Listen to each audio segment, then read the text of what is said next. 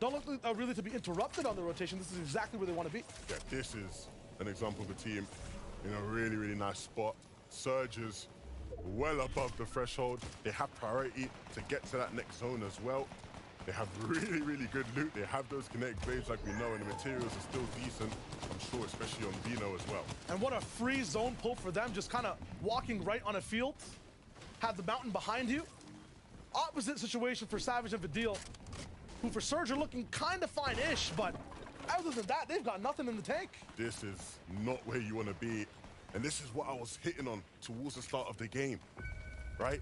This is a team that's been so strong this season, especially when they've been able to make it to endgame together. But will they have the Surge strategies to consistently make it to endgames stacked and well above on Surge? So far here in game one, proving not to be the case. They're gonna have to pick things up moving forward. But even in this game, they still have to make something out of it. You see Hydra and Frostroki positioned right now above Vidil, and Savage is looking over towards it, but he doesn't really have much to really help. I mean, the difference in health for Vidil, they're just gonna have to go for pot shots when the connected blades fly, but no chance there. And it's so depressing because that's such a beautiful rotation for the duo. They can't capitalize on it at all. Frostroki finally building in, and the rest of the lobby catches up. No one really going down on this rotation, but curious to see who leads the lobby. Frostroki and Hydra, they might find themselves in a bit of a box fight right now themselves. A nice shot snuck through some of the edits there. And actually going to pick one up. Will they be able to get the body though? There's other eyes on it, but they will build for it, commit the mats and get in and out. That's really nice from Frostroki and Hydra. A little bit of chip damage on Hydra, but absolutely perfect. As Seti picks up one as people start to move. It's Murtaz and Tayson, who, in terms of saying, nah, not confident, they're looking pretty good sky high right now. Right now, above the rest of the lobby, first moving, pulling towards that north side. And as we move further and further towards Mega, we'll see a lot of these players start to fall, but these guys in a prime position to pick things up. Height kind of different now. A lot of players can blade stall and just look all the way towards the skies. Try and still height. You have to a little bit overbuild and just play so many layers above second height. That's what Tayson's looking to try to do. Patiently waiting, looking forward to to rotate through. I wonder if they'll look for a shot here as well. Oh my god. But there were other players doing it as well, right above them. Not able to maybe get too much damage, but that's fine. They ain't well down on Surge. They're looking good. They can start the blades to zone. That's gonna help already in that sort of position where they can sit back now and hold team. Hot off the press on the bottom of the map right now. That's where Hellfire making the most of every single position that they're in. Yo, what's good, Inel? How's it going? All the way towards the clouds. That's where I could have even taken height if he wanted to, but the mats, you got to make sure they're conserved. We still got 3 more zones to go up top. Tayson, we're stacked. They're locking it in. They want to go for it. Cammy and Seti right below him. What do we have in tow? Just a few red eyes to make this work, but in the hands of Tayson, you may as well just give him a laser. Problem is the builds are starting to dwindle, and so it's going to be up to Mustache to really get fraggy, activate his peak form, and start to deliver some mats to his IGL that leads the way. Reason and Janice way below, and Reason has that same job, right, where he's now looking for opportunities to pick players up in the back of the zone. Patience from all sides, those including back with Refsguard. You good? That's good to hear. Everyone who was blade stalling finally finds her home. We're getting into the depths of Mega City, and this is where every angle doesn't look too pretty. Frostroki finds a few shots on some unsuspecting foes. He's looking to level up still and has control of the walls around him. Reason desperate now for the next shot. They know they're low on Surge. They haven't really found much just yet. A few options, left, right, up, or down. The code says go forward, and they do. What a beautiful rotation. Really nicely done, but more so than the rotation, it's about finding the refresh. You see, desperately looking around for opportunities. What's this? It's Europe FNCS Grand Finals. I'm just watching it on the screen. It's like the biggest tournament every season they have this. Gets dropped down. No stranger to the pressure though. Almost misses the shot. Refsguard with the trap. Also doesn't get sprung. Misfires on all sides. As another shot misses as well. The opportunity is dwindling for the duo here. One more on their walls in front of them. Refsguard, it's messy on all sides as they go up and up 4x4. Vino somehow is asking for more. 4 Ellipse for the duo on all sides. Nothing knocking on the walls. Vino has a chance to go straight sky high, denying his demise just for a few moments longer. Seti and Cammy in their home habitat, that low ground, no builds though, pressure's on. And it's all or nothing. They need to jump into this box. They need to hit these shots, but he can't do it right now. Damage being taken, Seti forward. Cammy's playing the med miss, but he gets chased down. Luce Steno up in the business. They're the new boys controlling home. grab the above him, but it seems that there's no one else on low. This is theirs. This is theirs for free, but there will be players that start to drop down. It's the likes of Frostroki and Hydro. These guys who aren't maybe too strong and help, that need to take fights, and that might be the perfect opportunity for Lucian and Steno. These guys forced upwards now. Frostroki falls. The chase is just too good from Lucian. Him and Steno look strong on this low ground. We'll still have a lot of teams to go through with. Splitting loot, looking at the match. Tayson's still alive with Verstash all the way up high. Another stall towards the sky, and he drops down straight onto Vino's box, who's still looking to make this a glorious solo clutch. With that duo above you, my friend, it might not be possible. Cheeky now, up on the bottom, looking to see what he can do next. Up top, the wraparound is not going to be possible. Journey sees it coming now. It's Tayson and Verstash, their game to win a 2v1. A 2v1 against Journey. Patiently waiting. He's going to start to run out of materials. He's already out of materials, and so it's just a matter of time until they figure out, drop down, connect with the shots, and Tayson and Mustache, the reigning FNCS champions, pick up game one. It's a parade in Tayson City, yeah, and that's what we like to see off game one. Big control off the top rope, confirming even with less mats the high ground and turning it into a win. Do you know what that confirmed for me, Shayo? It confirmed to me Tayson is the biggest liar in all of Fortnite. How can you say you're coming into there not too confident, not thinking you can win, and play like that? Even without materials, they were able to hold on to height and win the game. Easily done. Laissez-faire, let the lobby run and then just end up winning the game. That was just Tayson and Verstash in absolute true form. Not many eliminations in that one, but making it look easy. To think that this isn't even their final form, they can get even better in these games. It's a scary sight for anybody else. That's a statement game with a lot of facts. I mean, so much fun to watch EU start things off. Adam, what else have we got, and what did we miss this game? Well, you covered so much there, lads. I mean, we had a great start there. Tayson and Mustache, we talked up the show, and they, again, the first game here at Grand Finals, get a victory. Only one elimination, but still, they're right up there. They stayed together, as you guys said, the entire way, and they backed each other, and they made it through a great amount of points put on the board after game one for them. I mean, Tayson didn't go for dinner in game one this week, and that's a good thing.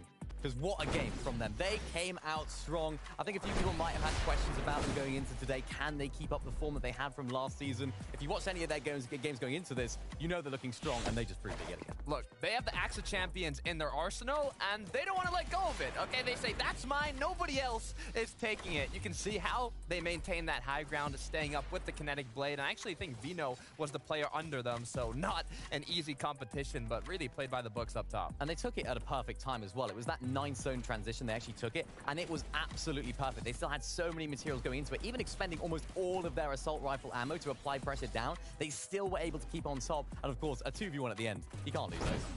You can't. I mean, you said it earlier on as well, like, they just managed to have this cohesiveness that is so rare to find. They always manage to get there. I mean, this is no easy feat. Getting into this position, the first victory royale in any FNC. Well, I'm probably not going to be playing with my viewers today. I might be able to tomorrow, though. But, or actually, I probably won't tomorrow either. Because the tournament is like all day today and tomorrow, and I'm going to watch both of them, so. Right, I believe I'm watching Europe and then NA, and they're both like 3 hours each day, so maybe sometime during this week. Had one elimination, Cammy 0.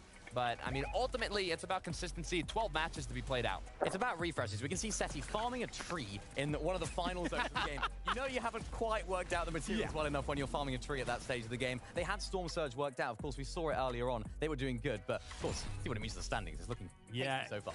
Absolutely. I mean, it started very, very well. You can see here, Bows and Journey currently on 84 points after the first game with 7 eliminations. We can see as well here in 8th position, Blacker and Mixon as well with 7. However, it's those standings was the 56 points. They came incredibly well there to Carter and put themselves in a great position after game 1. Yeah, I mean, it's what we talked about earlier. Eliminations are 4 points per elim, so it's a little bit more elim heavy, which is why even though Mustache and Tayson did get the victory royale, they only had 2 elims to finish it off, so the number 1 duo is the one that got 7 eliminations. Yeah, that's all that matters when it comes to these endgames. How much can you frag out? How much can you pick up eliminations? One duo that was not a duo going to that endgame, Queasy and Veno. What a performance from Veno. Unreal. Queasy went down very early on in that endgame. Veno just did what Veno does, and all season he's been doing that as well. Queasy's been pulling his own weight too, but in this instance, it's all about Veno. Look, talk about solo impact points, Mini. Veno really capitalized on the situation he was put into as his duo partner went down. We saw when Tayson and Mustache were up above, it was Veno who was second highest. right. They're popping off, getting Elim after Elim. You can see how he took out Vaniac here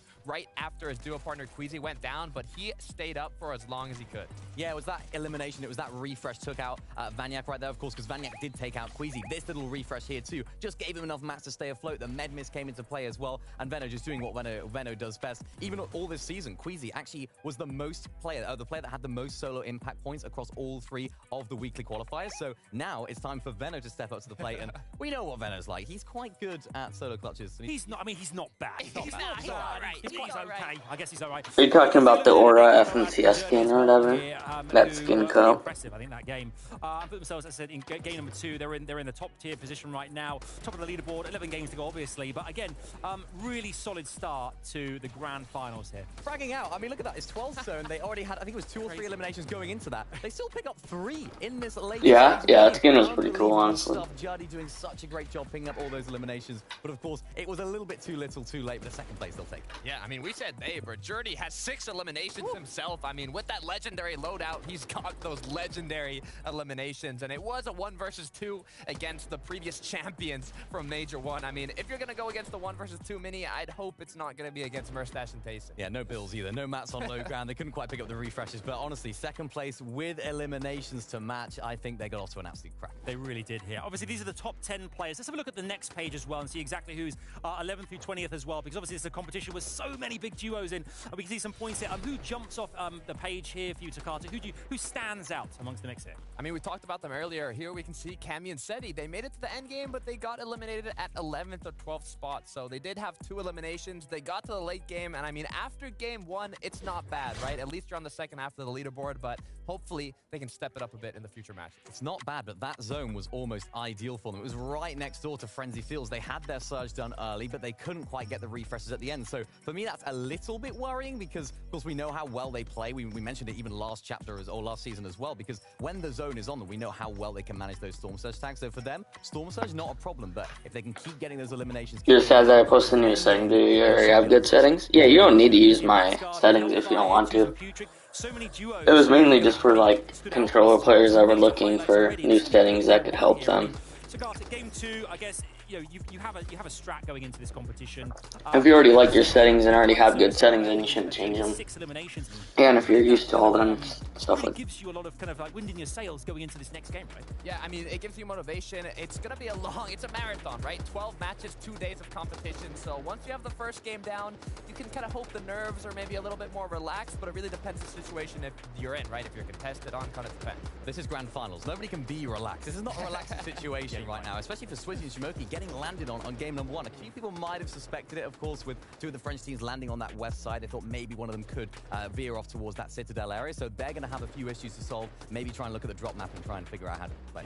And you're right, this is grand finals. This is grand finals, what it's all about here. And we're ready to kickstart. Do make sure to put on your seatbelts, strap yourselves in. The battle bus is ready, and it's time for game number 2. Game number 2 of EU, and if it's anything like that first one, I'm not ready. I'm not relaxed. I'm not prepared. I don't know what to do. How can you be? How can you be? This lobby is so tough for these players playing. And one thing I always emphasize when coming into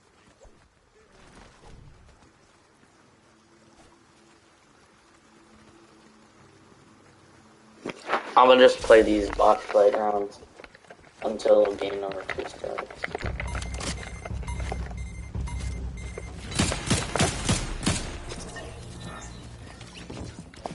Yeah, I mean, I won't invite you since Chronica. Yeah, I can probably add you again. Just that one time I unadded you, I was in a tournament, and then it kept popping up on my screen, so I had to unadd you. It was really distracting, and I was trying to focus, but...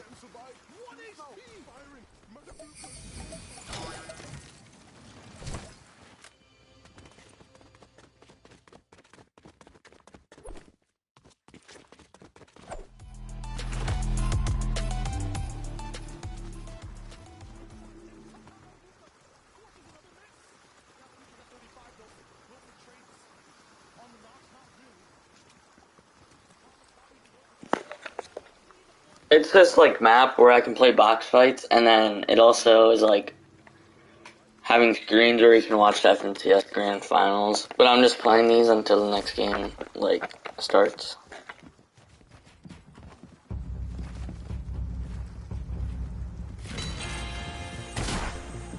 Yo, what's good, X? How's it going?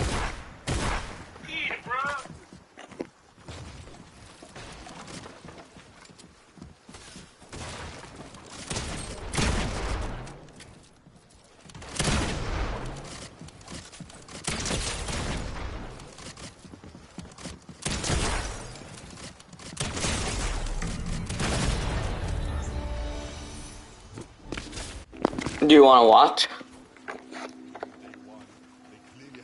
Do you want to watch it now?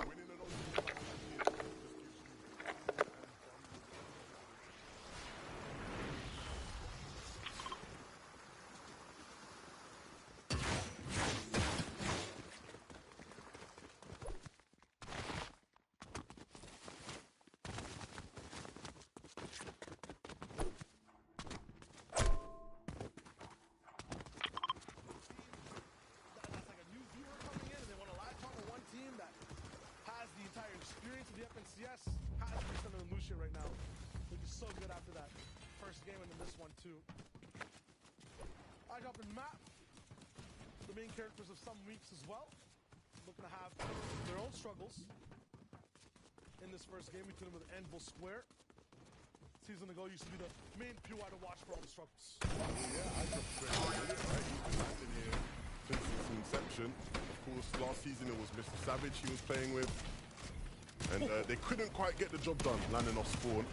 But with Mappy now, I think a lot of people probably say Mappy has a bit more firepower than Savage, especially in off-spawn battles. And so maybe that will be the difference between iDrop and Map doing good off-spawn here. But Kuro and Wheat will definitely give them a run for their money. Playing really well defensively and giving them the runaround on all sides. Controlling the central core of these boxes really well. Good angles as well from Wheat. You're leaving? Alright, have a good rest of your day. X. Costs mats, costs time, and they're kind of out of both.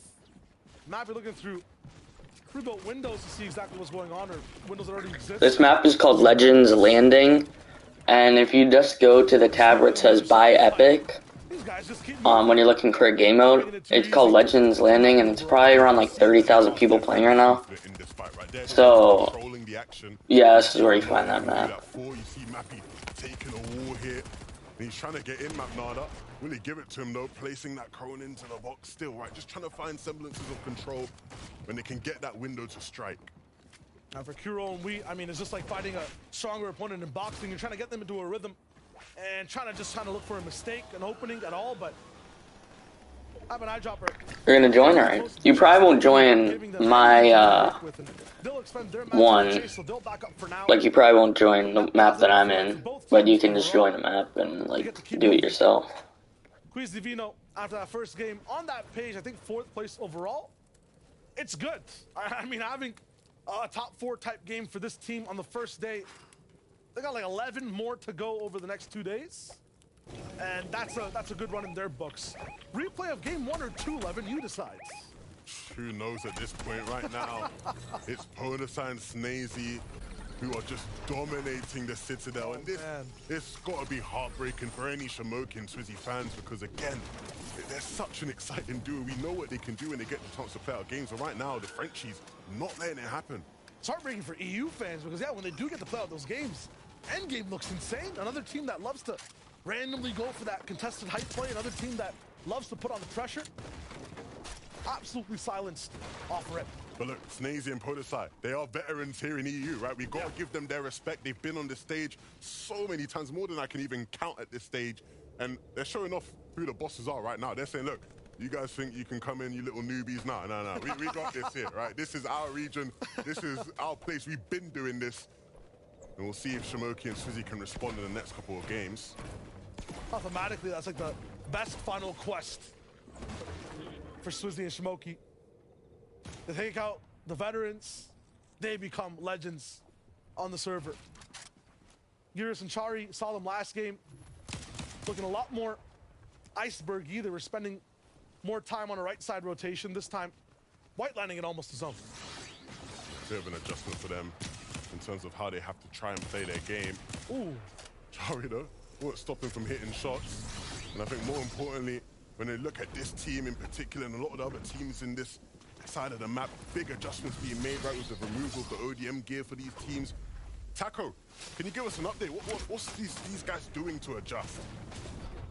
Well, that's been exactly the issue. Ever since the removal of the ODM gear, teams have had to improvise essentially how they want to actually strategize their mobility patterns. And here for Geras and Sherry, by Berg Barge, they've actually been lucky enough to manage to find the kinetic blade out of the floor loot spawns that are actually available in this area, but they still have a lot of work cut out for them because only one of them has the kinetic blade, so it'll be tough to manage. Yeah, with the removal of the ODM gear, right, there was a buff in terms of the amount of spawns you could get with the kinetic blades, and so, you know, those guys will be crossing their fingers hoping we get those every single game, but they don't have two. Exactly. We're left with duels where there's one samurai and then one warrior. What do you do? Do you chase? Do you let them go first? I mean, it's tough. We've seen it sometimes, people when they're just sharing like single-seated mobility, they'll try to get forward first and claim a lot of space. The issue with these blades is kind of a double-edged sword, so to speak. You move so fast, you don't really claim any of the space. You just go from one point to the other. Yeah, we're going to have to really keep an eye out for them and how they actually traverse and if they can find the right timings, right? Ideally, you want kinetic blades so that you can almost cheat timings at times. Yeah. But these guys have the kinetic blade, but still have to be very aware of their timings. You almost lose that benefit of it. You go from A to Z, but you miss B, C, D. Oh, you have the same skin? Jay and Cosmo, though, another team that are coming in from that Surge week. I mean, if you haven't been like in a final situation or don't have as much practice, it's tough. It's so different in terms of stakes, not just playing for a win anymore. Complete 360. Yeah, and I think we've seen Jay and Cosmo, right, in some of the different... Yeah, that's cool, huh? They're having to fight off spawn, they're having to be in these sort of scuff situations. So I think for them, they'll probably be familiar, right? They're not in uncharted territory in terms of how this lobby stacks up right now. But as they get deeper and deeper into games, what they'll find is that it's more punishing to be in those sort of situations they find themselves in because they won't be able to recover as much. It won't be easier to find refreshes. It'll be harder to find refarm opportunities as well. So much changes in that sense in the grand finals. Gotta stay on top of it all. If you're any team, Jerdy and Boaz on that last game, I mean, ended up second overall, but it's one of the best feelings when you lose a game and you're on top of the boards. It's like hitting a no-look three. You can't do anything about it. So satisfying. So satisfying. But the question will be, can they maintain that? Can they keep that up? I think you look at the top of the leaderboard right now, you see their name in there, and you're very impressed by their first game. But is there an expectation that they continue to do that? Right? That will be the sort of question we have around them. Very nice shots from Floki. And now we're looking at another kind of consequence or result of a decision that Snazy and Podeside made, the duo you just watched take down another team, specifically Shimoki at the Citadel. This team gets an uncontested drop, basically, I believe, at Bleakwater, somewhere towards the left side of the map. Just south of Breakwater. Yeah. They get to just be completely free, get to actually have their game and have space. And throughout histories of the FNCS, Floki and Clement never have that opportunity. So, although not super high on the boards after game number one, might have a chance if another zone gets to their or towards their way. Asa and Slove, when it comes to their journey so far in these grand finals, a more central dropping team will always have options on all sides, but more pressure, I feel like, through the whole map. Everyone rotating past you. Lukash is spawning near you more likely as well. You have to not only make decisions on your own rotation, but there's always a new team to look at every single time. Right now, Asa, right, trying to find the right angle. You see there, using that right-hand peek. Just to try to sneak in a shot, and Artur's doing a very similar thing. It does favor Asa right there. And now trying to turn the tail. Both players just sitting on these peaks, trying to find the tip of someone's head, just give them a clean shave almost as they hop up. Oh dear. Things now changing hands very quickly. Asa and Slove making quick work of them. And that went from a little fun engagement to just one team just being completely wiped out of the lobby. Reminds me of some of those games, like, you know, you have a little boxing rink, and there's just two little dummies that can just punch. Oh, that was a skin you had? Oh, okay. Then someone just breaks the whole game. Tayson Mustache. looking so good, and yeah, there's a little bit of a curse in that quick stat of not being able to win the finals. You heard it here first. It's over. Tayson, Mustache, they're done. FNCS done. May as well not play. They ain't winning. It's over. Always a chance to break a curse. We've seen that happen before. Well, look, speaking of curses, right? One curse that is like a really big one amongst the top players is you never want to win the Cash Cup before the Grand Finals. That's a big, big one. And Queasy and Vino actually won the recent Cash Cup. So Ooh. they won't No be too Queasy, happy. no taste. No Queasy, no No taste. mustache, no vino. No mustache, no vino. Who's it going to be that wins FNCS, if not them? I'm going to find... Oh, you got the black superhero skin. Oh, okay. All the show Yeah. after game 3. Cool. If you can, you definitely will do that. Arizumi Sinet. I think Jalen and Twy win FNCS. I'm giving it to Flixie. Ooh. Maybe not my pick, but certainly a team that's been impressive at times. I think you look at Flixie's progression as a player, and it's quite impressive, right? This is a guy that's been grinding, and he's seeing the results of his grind, progress being made. And we had Gripey for an interview earlier this season. He said he believed Flixie is one of the best IGLs in the region. And I think Flixie's definitely starting to put himself in that bracket of top IGLs in the world of Fortnite. In terms of what to win, if he's not prepared and ready to go for an FNCS title, the one thing that's available to players like Flixie, who might be in that top 15, might be in that top 10 sometimes, is to strive for the top 5. That's where an invitation of globals is, right? So that's very achievable for a lot of players in this lobby. It's something extra to strive for in just this major, and there's nothing quite like it that we've seen so far in the past. Usually it's just a ticket to the next FNCS, which is amazing to be in that grand finals, but to be on site amongst the best, not even in your region, but the world, that's huge, and that's up for grabs. I'm level 201. Back into the box fight in action with Aston Slowbait. Yeah. There was Floyd Action Hero that just sort of actually pushed them off, right? Forced them to slow down. Now running into Tayson, and he'll force them to slow down. Seen the domino effects. It's so much fun watching people box fight Tayson because they'll do some damage and it'll make it so that Tayson might have to move a step or two behind or re-edit a wall. When Tayson looks at you, you have to drink a slurp. Yeah. If he lands a shot, you gotta drink 3 minis and talk to your duo about splitting mats again. Somehow you're out half your inventory. Again. Awesome. 82 damage or... You're level 264, geez. Oh my goodness. Not a team you want to take fights with, right? Because if it's not Tayson, it's going to be Mustache. Yeah. Now, Genesis and Reason, we saw them in the last game. I think in their pocket, a little bit of a mid-ground layer, saw everyone around them. Surge an issue. Matt's an issue towards the end. Does this team have a chip on their shoulder, Shire? Ooh. Right? Last major, finished day 1 in first place. Surprised the world, surprised me, surprised you. I'm sure nobody had them in contention to win the FNCS. And they let things slip in day 2. That's something that sticks with you, especially when you're a player like Janice who has experience winning.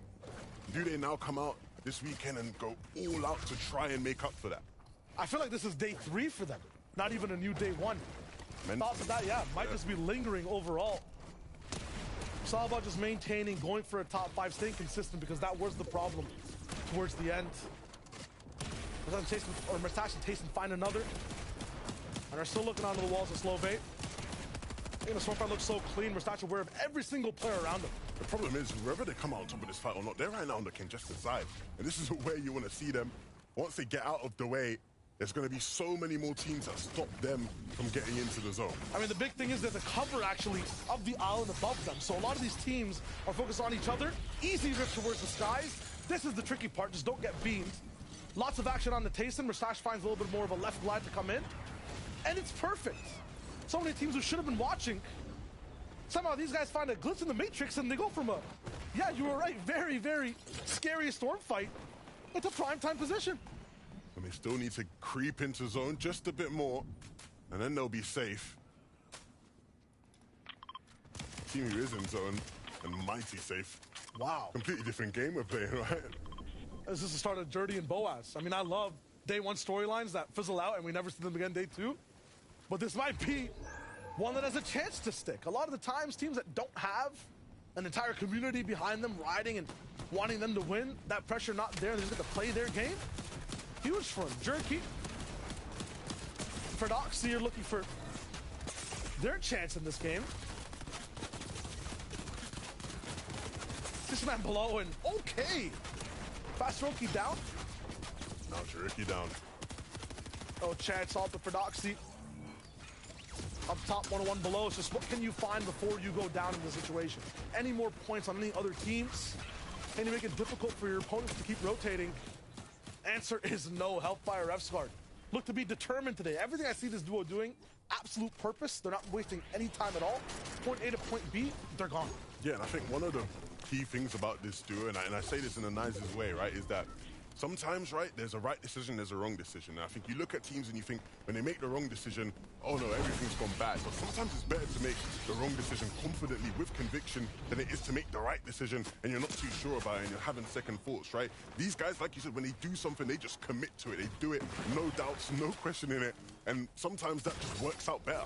Absolutely. It's always good to be on the same page. The worst thing is when your IGL makes a call, you're hesitant about it, but this duo, you're describing it, has trust. Yeah, Refsguard leads, Hellfire follows, and Refsguard himself has commented on how he's not the most confident IGL, right? He's still trying to develop that area of his game. He wants to improve in that regard.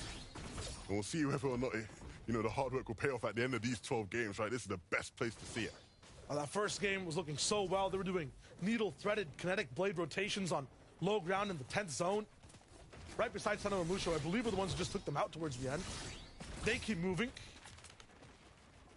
Kinetic blading all the way in. Dash is looking good. Mats, not so much. Yeah, this is, again, going to be a game where we're probably going to have to see them fight for low ground if they can even make it to the moving zones, right? We'll see them on low ground again with the materials they're working with. It's going to be tough. I feel like Sano and Lucia are a duo that really revolves around having structure, having resources. Not ones that can really make that game pop out of thin air. Especially at this point, Queasy Vino, they pulled, I think, one of the best zones they could have. This is such a nice spot, right? They just have a brilliant choke point. Anybody that wants to get to that side of the zone that they're on is going to have to walk through them. They can take shots at every single player. And it'll mean that their next rotation is easy peasy. Easy as you like, as easy as it possibly really gets. What was Kyrie hunting for? What was he seeing? All right, Perchawa again. I feel like I see Perchawa get the most unfortunate eliminated type eliminations. It's so tough. Yeah, game one, they went down to Jalen and Twyde. This time around, they survived, but unfortunately for them, it's not going to be a game worth counting for. Andalex and Diox actually make it to zone, and to be fair, this is a home zone for them, right? You'd expect them to do well in this kind of a game. But down on Surge is going to mean that they have to start making things turn around for them quickly. They need to find weak players around them. I'm wondering exactly what they were doing, because not only are they down on Surge, but in a home zone, they're down on mats, which is something that you shouldn't have to worry about if the zone's pulling next to you. So this is dire straits for Andalex and Diox. They have to find something, and already 4 teams flying, not a single shot landed. The problem is you're not really ever going to find these kind of shots, right? You have to oftentimes look for box fight opportunities on players, and you see Diox looking down below. He's spotting an opportunity. It's just about whether or not they commit to it. And not found once again. The bittersweet part of this type of land, the fields, is that they're barren flat to actually go all in here, and this is exactly what they need to do. Find the knock, get the full elim, and another player on the right side might be his dual partner. That's Howley going down. Andalex trying to find him, but through the chaos, can't really see much. Yeah, El-Tenzi gets taken out as well. That's the duo down. I don't think they actually picked that one up, though. It seemed like it was someone from a distance. Shield bubble will mean they can get the loot safely, which is an added bonus. So maybe the materials will be looking stronger now. Oh, this is huge for Queasy and Vino specifically. I'm just tracking where the zone is pulling. Right towards the side of their box. Cyrezumi and Sinet in a very similar type position. Hellfire Refsguard. Hellfire will go down once again in a spot that's tough when the entire zone just bounces back towards where you are. And in the first duo there inside a wooden box, I mean, that's just leftover food in the microwave. You're gonna get heated up, you're gonna get fried down, there's no chance. Yeah, it's really, really awkward, right? You don't want to be doing that. Seti and Kami might find themselves on the receiving end of Arizumi and Sined's pulse rifles. The question is, what can they do with them, right? I think we saw last game the pulse rifles didn't necessarily have the biggest impact on how the rest of the game played out. This time around, though, they're trying to make something happen. Arizumi doesn't find that shot on the player leaving the box. He's looking slightly confused in this one, too. I mean, Sined's alive. You guys can definitely just get to zone and look for beams somewhere, but they seem frazzled inside these boxes, maybe just looking for a few more items. The best thing to do with these pulse rifles, have a high point, a high vantage point to actually beam as many people as possible. They'll based on right beside Putrix, so they're looking to box fight with these weapons instead, and Iris goes right in, holding down the trigger, and that's all she wrote. It's done. And that's what the pulse rifles get you. I'm talking about, stay up high, look for the people flying in, or you can just get in the box. You can just get in a box. Pick up pulse rifles, get in box. It doesn't get much more complicated than that. And from there, these guys can again look to start topping out, right? Ninth zone is here, so it's the first move in zone. And these guys have the kinetic blades to be able to save some materials and do this, exactly this. Oh my God! To pick up players, right? Hold on, stagger your rotation, and find those players who are looking to rotate in, get even more mats before they move in themselves, back up onto the higher layers, and they'll look to repeat the process again. Oh, Iris moving the catch all the way up top, too. He's looking like he has a pep in his step now. Knows exactly where to go.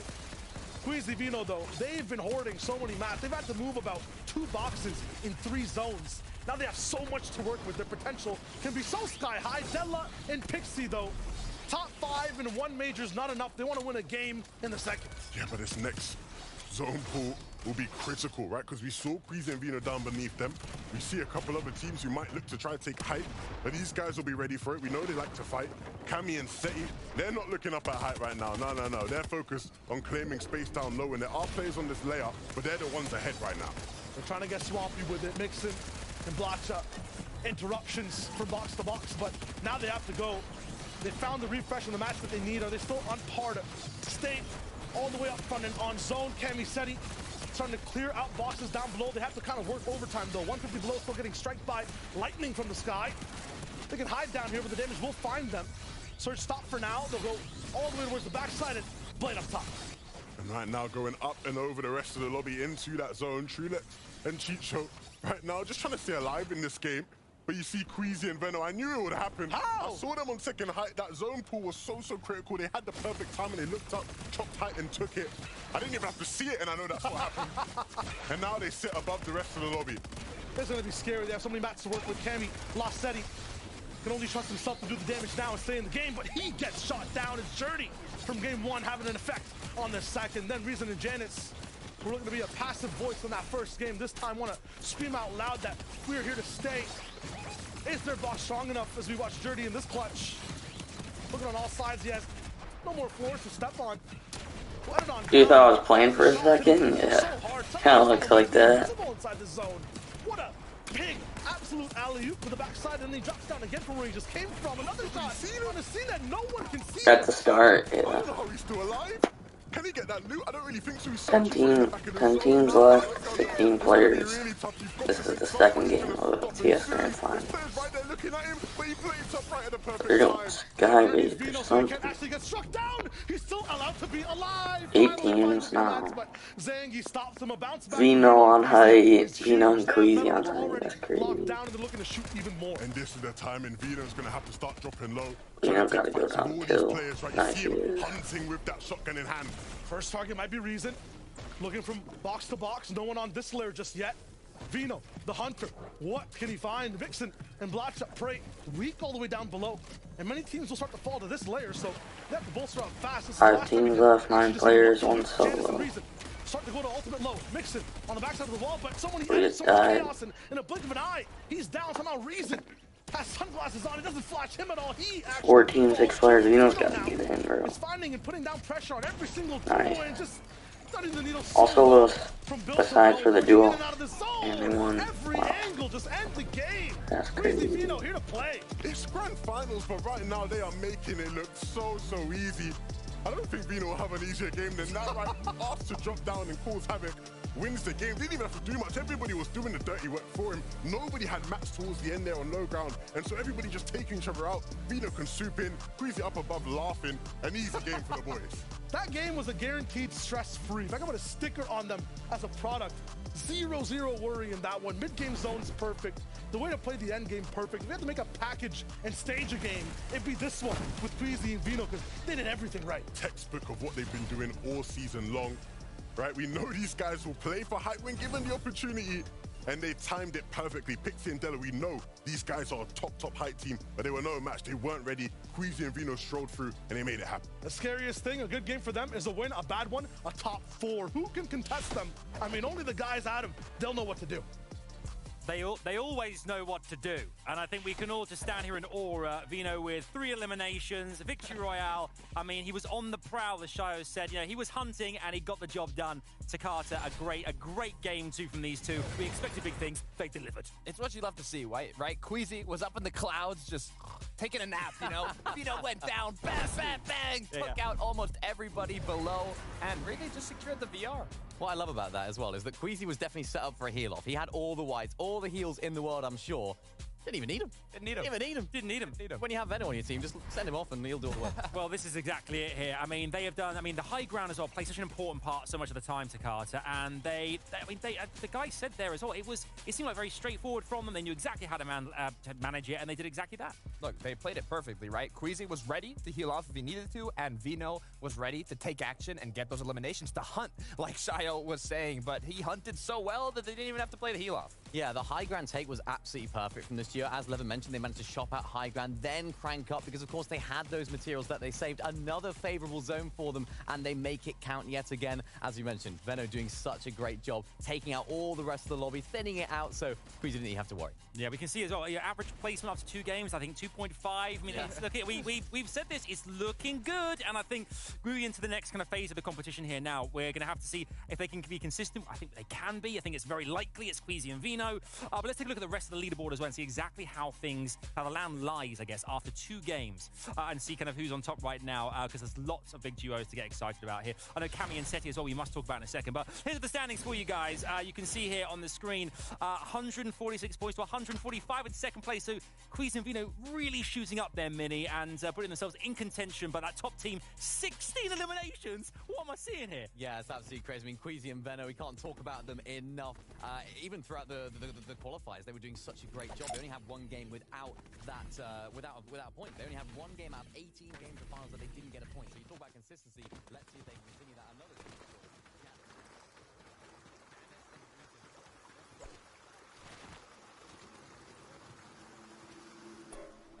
We saw them in the late game there.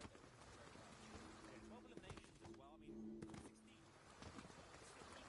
That's amazing, Minnie. Yeah, solid. And they're contested off spawn, or at least a lot of people would have thought so. So they've managed that off-spawn situation very well. A lot of people would have thought maybe this would hinder them going into these games, but it's almost given them a little bit of a buff. They've got their Storm Surge done early. They're able to frag out in the mid-game. And again, that was another perfect zone for them. I think they landed playing in their back half. Right, I mean, it might hinder them in the they've gotten a good early game, a good mid-game, and set them up for the late game.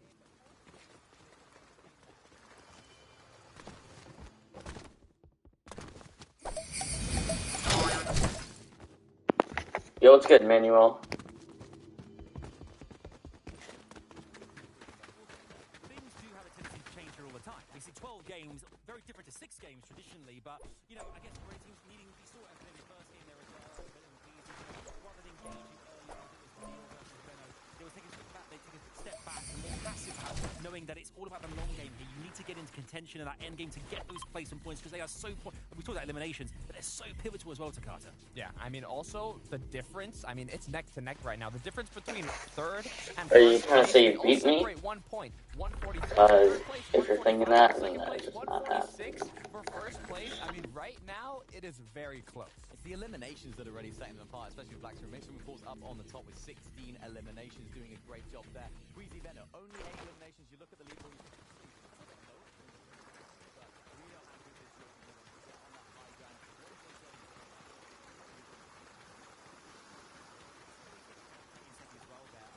Managing to give us something to get excited about, because they're still managing to hold in there despite not working out in the first couple of games, getting to the last 2 or 3. They still have every opportunity. They've done it on the big stage many times before. It's definitely doable again, surely.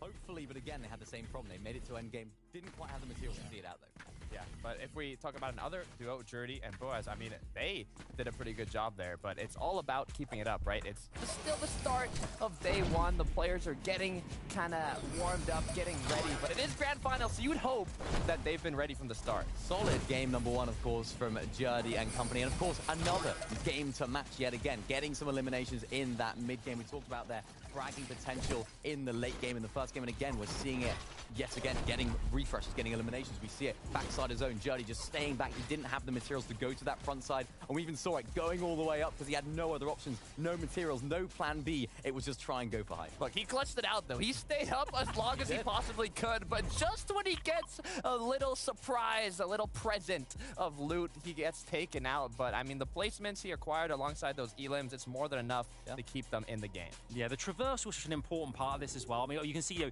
you hear like it's a katana frenzy towards the end there as well. You can hear those sound effects going wild. I mean, it's so important to know how to rotate well together as a team as well, not just you, but individually, but together, and having that kind of synergy we saw tasted in Mustache. It seems like it's a real big trait that all big teams have to have as well here. Talking of traits, let's have a look at some of the stats as well from some of our teams you can see on screen here. And we can already see some players start to separate themselves from the rest of the pack and starting to highlight themselves here in contention for big accolades in this competition. Veno, damage ratio. The amount of damage he's dealt versus the amount he's taken. He doesn't take damage, yet he deals it at a ratio of 3.17. That is unbelievable, and he seems to do it every single event, every single grand final. This guy is dealing the damage, but he's got even better at not taking some as well. The hunter that doesn't get hunted, it seems. I mean, he gets the eliminations, but he's not losing a lot of the HP. Also, Irazumi, distance traveled. Over 10K. I mean, it shows that also these zones impact a lot on what your rotations are going to look like going into the late game and how much distance you have to travel just to make it to those last zones. So depending on your drop spot, it could be a bit more difficult. But Irazumi, I mean, they've been holding on. Yeah, Mini, who do you think next game? Who do you think we're going to start to have to see? We're going to start to kind of develop here in the game 3. Who do you think is going to really rise to the top now? Who are you hoping you're going to see pop off in this next game? Let's hope that Cammy and Seti can fix their issues and get a victory up. Okay, you heard it right there. Cammy and Seti, will they manage to do that or not? We'll find out very, very soon. Guys, we are ready and waiting to rock and roll. Shy11 back in position as we dive into game number 3. It is business as usual in EU now in the grand final. Squeezy and Veno have taken the stage with the Game 2 VR. Yes, you do, right? This is exactly what they've been doing all season long. Tied for the most victory hours of any team throughout the qualifying weeks. I think this is a team who expected to win a game at some point. Will they continue to do it throughout today is the question. If that's the case, this is trouble and danger for every other team on EU. If we're looking to win the actual FNCS, I feel like we found the team that's going to do it. Hey, let's not speak too soon. We have game number 3 here on the way. And I think many people obviously have those guys predicted to win first place, and they've definitely started off incredibly well. But when the whole world expects you to win, that kind of pressure can get to you sometimes.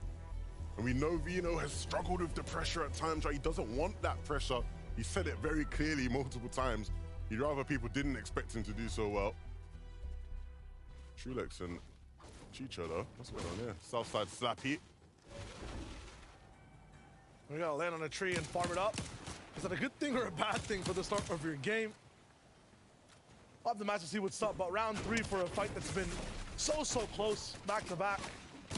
This time, I guess for the first time, we're seeing Tamanisi and Malabuka actually on the power side of this one. Letting 2 fly by, actually Malabuka, 1 good shot, easy finish on the backside 2, dropping down for the mats now, it's 2v1. Malabuka and Thomas finally finding some control in this off-spawn battle, and that's exactly what they needed. The other players just ran off though, so they're gonna have to try and find him. I don't know if they will, though. They might just have to give it up completely. That's one way, maybe. That's a strat. You sacrifice one teammate, that way you can both make it off spawn. It's a guaranteed disengage. Huh? Assuming they don't camp the card. You know, if I'm them, I'm just camping the card like, until he comes back. Like, he's not getting the reboot under any circumstances at all. If I'm them, though. if you're them. But you're not them. Yeah, but if Lucian Steno, this has to be tough. I think this is expectation hindering a few of the next games coming through. You have such a strong game 1. You're feeling confident. You go for a few fights in game 2 overall. You start to get a little bit lackluster in performance. It's not the same passiveness, the objective-based movement on the map. And now they're kind of at a road stop on what to do next. Luce and Steno have to win these fights. Huge shot from Luce. I'm acting like they're not prepared, but this man knows exactly what to do.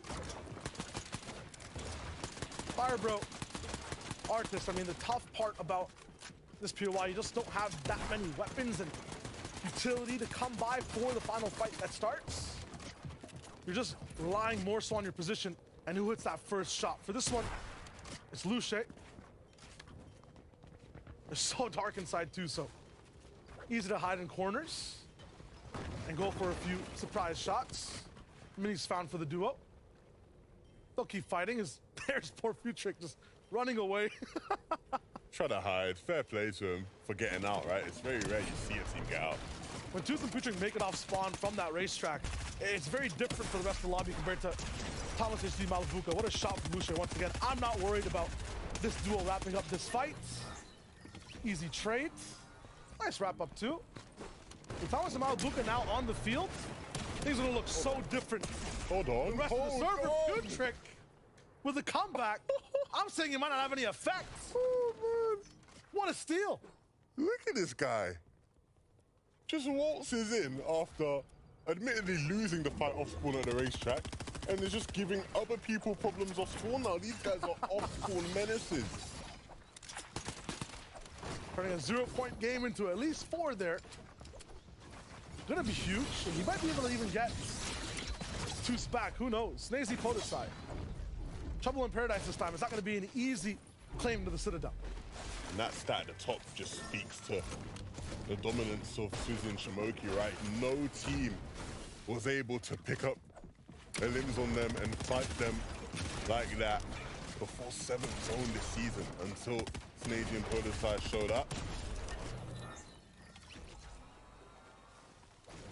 Watch is moving fast too. Gentlemen at an all-time high. I mean, they're seeing end games. They're doing really well off spawn. They're on the same page when it comes to a lot of these fights. 154-point mark. It's gonna be a good day for this duo. Yeah, Nell, I can add you right now, but I'm gonna be going for a little bit, but I'll still have the screen if you want to watch. In that last game, we're allowed to. There, I added you. I'm gonna be going though. I'm just gonna. You guys can still watch the stream. I'm just gonna leave the screen running like this. I'll see you guys on the Free search, right? Not too shabby. A couple extra points for the boys. Swizzy, Shimoki, though, here at Citadel. Finally, we may get a chance to actually watch these guys play out again. I feel like splitting Citadel is worse than going down off spawn. You know what? Heinous take. I'm not even mad at it, bro. I'm not even mad. Because this game is not going to be the kind of game we've seen them have this season, right? Part of their dominance has been they've had that whole area. They have full control over that side of the map when they land it, though. They're not going to be able to have that kind of control here in this game. Well, Tensei and Howley are familiar with that term, lack of control. Being hunted down over and over again. They don't get to move how they want to, go where they want to.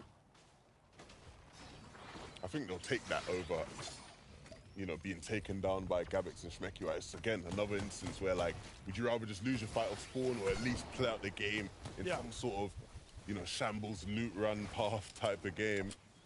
In most cases where there's so much on the line, I think most players would just play a scuffed game than no game at all. Absolutely. And if that stops working, then maybe it's just time to contest Kenjutsu, you know? Go for the big one. Let's not give anyone any ideas now. If they want a 50-50 me, I mean, why 50-50 Citadel if you want to? Well, it's interesting, right? Because there are some teams on the map that I think, you know, are definitely at risk of being contested. Definitely some teams in that category. I don't think Pixie and Della are one of those teams, for what it's worth, right? We obviously saw what they did last season at Breakwater Bay against Axos and Vortexes. But there are some teams. I'm not going to say who. I don't want to upset anybody. I don't want to upset anybody. I don't want to make any enemies. You know, I like to be friends with everybody. But definitely some teams who come tomorrow, they need to watch over their shoulders when they're gliding in. If you speak, you're in trouble. If I speak, I'm in big trouble. I don't want to be in trouble. Outside Slovate. I'll say officially round 2 for them, even though it's game 3 and fighting side by side against another duo. Kami Seti, Mini saying that he wants to see these guys win a game. I mean, although their prowess is high, and we were also kind of dispelling a lot of the notions that this might be a tough FNCS for them. The way they're playing, the kind of, you know, ebb and flow of staying low a little bit and having that as your home ground in some of these end games, it seems tough, man. There's so much chaos that happens in the 8th, 9th, 10th zone. You might not have as much control as you did in previous FNCS seasons. Seti and Kami might have to have like a different game plan come end game at least to translate some of these games into points. Yeah, I think the big thing for them, right, that we've seen in these past couple games is that they are getting to the point where they have to drop down low, like too soon. Yeah. Right, you only really want to be dropping to play low ground when you're starting to run out of mats and you can't top out mid-ground layers anymore. These guys are getting to that point a bit too soon, right? Yeah. They need to sort of, you know, try and be a bit more efficient in the way, and if not being more efficient, find more refreshes, right? We saw last game they were down on Surge. This isn't what we want to see from those guys, so they definitely have to make a couple adjustments as these games move on. See exactly what adjustments look like for the rest of the map. Taco, what's going on in the FNCS? Difficult parts about a grand finals lobby is that the caliber of player is that much higher in terms of the standards being set for Storm Surge damage thresholds. We've seen so many duos today already kind of struggling with making sure that they stay on top of it, but for Ski and Vacant Season, they're making sure that they're looking plenty healthy north of Brutal Bastion, making sure to just secure all of those Storm Surge tags early on with this natural height position and plenty of kills for tagging it up. And there's something you bang on about, right? These players will prepare their strategies, make plans, but ultimately you don't even know if it works until you get into the lobby, right? Because you can't practice for this lobby in terms of Storm Surge. Like, you cannot practice for it. There's no lobby that will be like this that you play throughout the season. With the stakes being so high and just, you know, how the actual grand finals affects mentality of players. So, yeah, it's why the first day is so important. You have to learn from it and come through tomorrow, you know, with big adjustments being made. Yeah. Even these 6 games of practice do not prepare you for tomorrow. It's almost a completely different lobby, right? It's so tough. I feel bad, too, for all the Ski's opponents on the north side. A lot of the times I feel like people choose the Glaciers in the north because you have a little bit of your own space. You know there's a fight Lonely Labs. Suddenly there's a team towering at Bastion, shooting at everyone. That wasn't part of the plan. Yeah, and that area of the map is so flat and open, right? That, like, it's, you know, you can't really sort of, like, get out of harm's way a lot of the time. You're going to just have to commit materials to protect yourself. Assassin Taste also dip into that land sometimes to see what they can find. Once again, a lot of people are just used to being by themselves, by their lonesome. A lot of the newer FNCS challengers players looking to be champions start there and then fall under the pressure. For Doxy, Jerky, we're talking about control at the first start of this game. And what that looks like, that means actually starting the fight, putting the pressure down first yourself. And last time we saw these guys getting chased. This time it's them bringing the power to Queasy and Vino, who don't let them get away for free. Yeah, what a surprise. Vino and Queasy here on dead side of zone. I mean, I've never seen something like this before, have I? No, we see this every single match, every single game. This is the kind of spot they want to be in, and of course, yeah, Jerky giving them some problems for a bit, but then eventually being pushed off there. Thomas and Malabuka, now that they're playing in the game, will get the chance to base up and look for Surge here, like we see all of these racetrack teams do. But not as the zone starts to pull north, they will start to move north themselves. And I'm very intrigued, right? Obviously, we don't know right now, but I'm very intrigued as to how much damage they've dealt, whether or not they will be behind on Surge. I think sort of playing for Surge bases in this kind of lobby in grand finals, it's a very basic strategy. And if you hit the shots, fine, it will work. If not, you know, all of a sudden, you know, the game's flipped on its head and you're desperately trying to find Storm Surge. Well, some of the things we've seen so far, Pitching and Tus have tried it, and when we tuned into them late game, they're having Surge issues. Game 1, we saw Seti and Kemi try it. When we tuned in with them, they were 150 below in the 9th circle. So it looks like right now, you're definitely onto something. These bases not really finding too much. I mean, we saw Ski actually having some success. How much damage, though? That is the question. Boaz and Jerdy on Game 2, same thing. High tower. Game 3, decided to do something else. Maybe it didn't work out for them too well. And look what we have here. Queasy and Vino tried to move closer and closer into Slappy. Maybe they were looking for a refarm opportunity. They found themselves in a world of trouble. Vino's been taken down. It's Hydro who was able to pick him up. And Hydro and Fosroki now are really just going to cause issues for Queasy. Already derailing their game potentially with one of them being taken out, and now forcing them back out of the zone, back over towards this old loot here at this cache. He's wishing that Cash could spawn a reboot van or something. Gonna be tough for him overall. Thomas and Malabuka claiming the floating island. This is gonna be huge. Talk about making the most of the game you're allowed to play. But this is what they've been doing, right? All season long. They've been trying to condition everybody in the lobby to know, look, don't come up to the Rift Island and we're alive, because we will be there. And this time round, they get the pulse rifles for free. We know they can cause havoc with it. We know that they can be absolutely manic in end games and just taking out players. We've seen other teams do it, and these are two of the best teams in the lobby. And so definitely potential for them to have a massive game in. We can't get too ahead of ourselves. Oh, this is something. Hydro and Bastrophy really causing issues over at Southside Slappy. What do you even do against that? Hydro's surfing on Fastroki's head, dropping into the box. You have like, you know, when you kind of sneak in the movie theater in the old movies, you have someone in a trench coat, one on top of each other. That's coming into your box, bro. No chance. Yeah, Predoxy had no answer.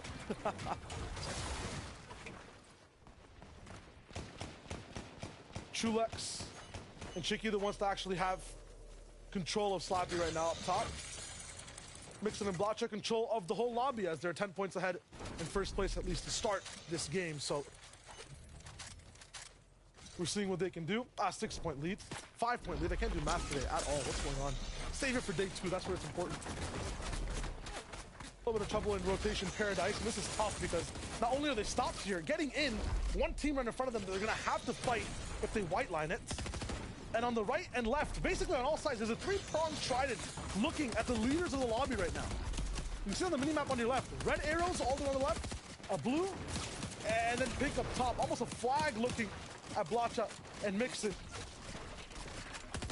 And there's a duel in their box, it looks like almost. This is tragedy. Such a tough spot. And it goes back to what I was saying earlier. That area of the map is so flat. There's no ridges they can just sort of hide behind and use to get into zone. Unless they go all the way south and drop down out of this glacier area, it's just not going to happen. This might be a difference they weren't expecting in this game.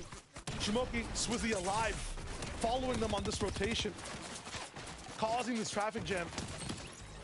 We know they love the shadow duels and strike when things are looking the absolute most bleak. Thing is though, no one in this entire box has any kinetic blades. Obviously, ODM Gear's not in the business. So what happens when this is done? How do you get out? Well, one way is to go straight to the lobby. That's the one Mixon's going to be forced to take.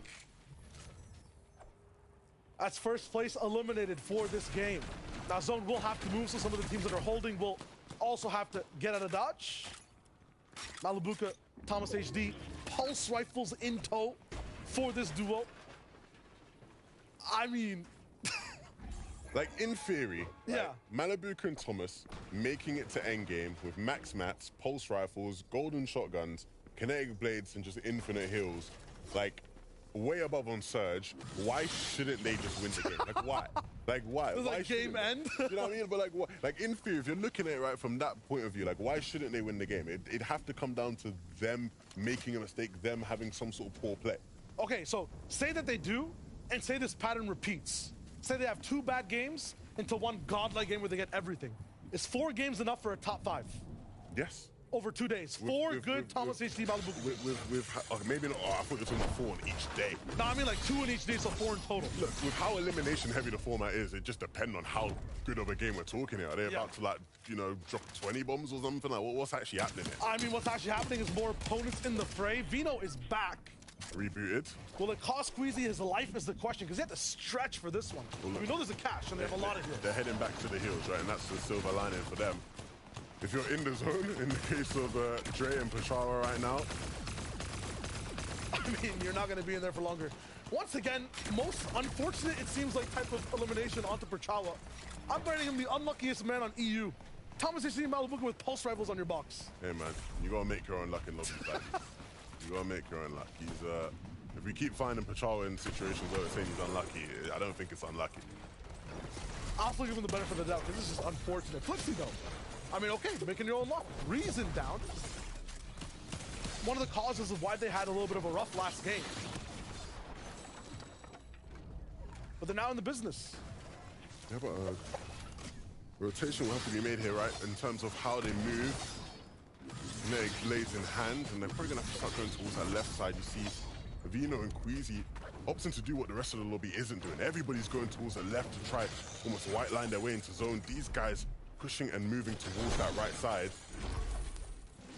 That's crazy. If they actually are able to get it off, they technically shouldn't be, because not only do they have to stop and heal, they have a different vehicle this game. Usually an epic variant of Kinetic Blade. That's how they're able to take height. That's how they basically won game 1. They're stuck on rare now. They're stuck on just 2 charges instead of 3. Very different game for the duo. Yeah, and that 1 charge makes the difference.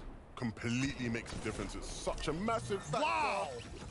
Big refresh onto Juriki, a player they were fighting early in the game. They'll get his mythic shotgun as well. In the hands of Vino, anything is possible with that.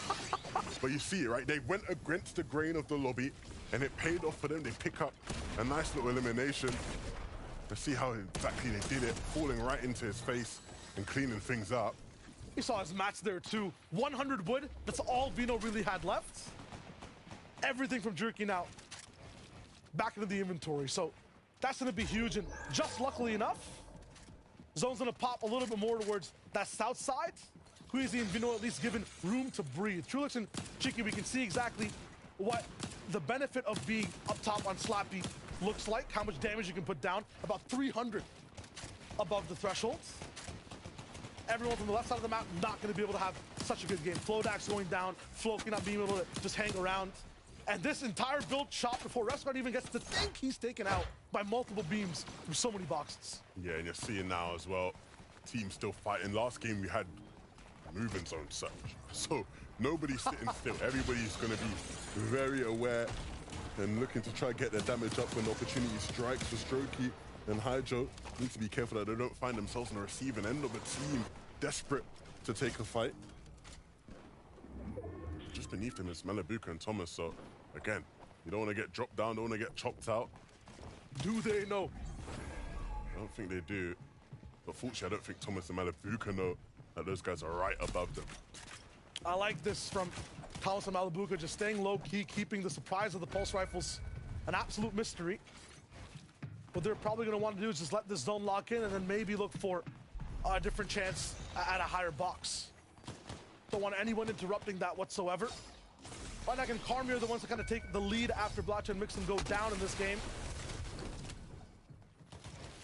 Voxy and Kaizen also looking to cause a little bit of havoc. Some fire on the snow.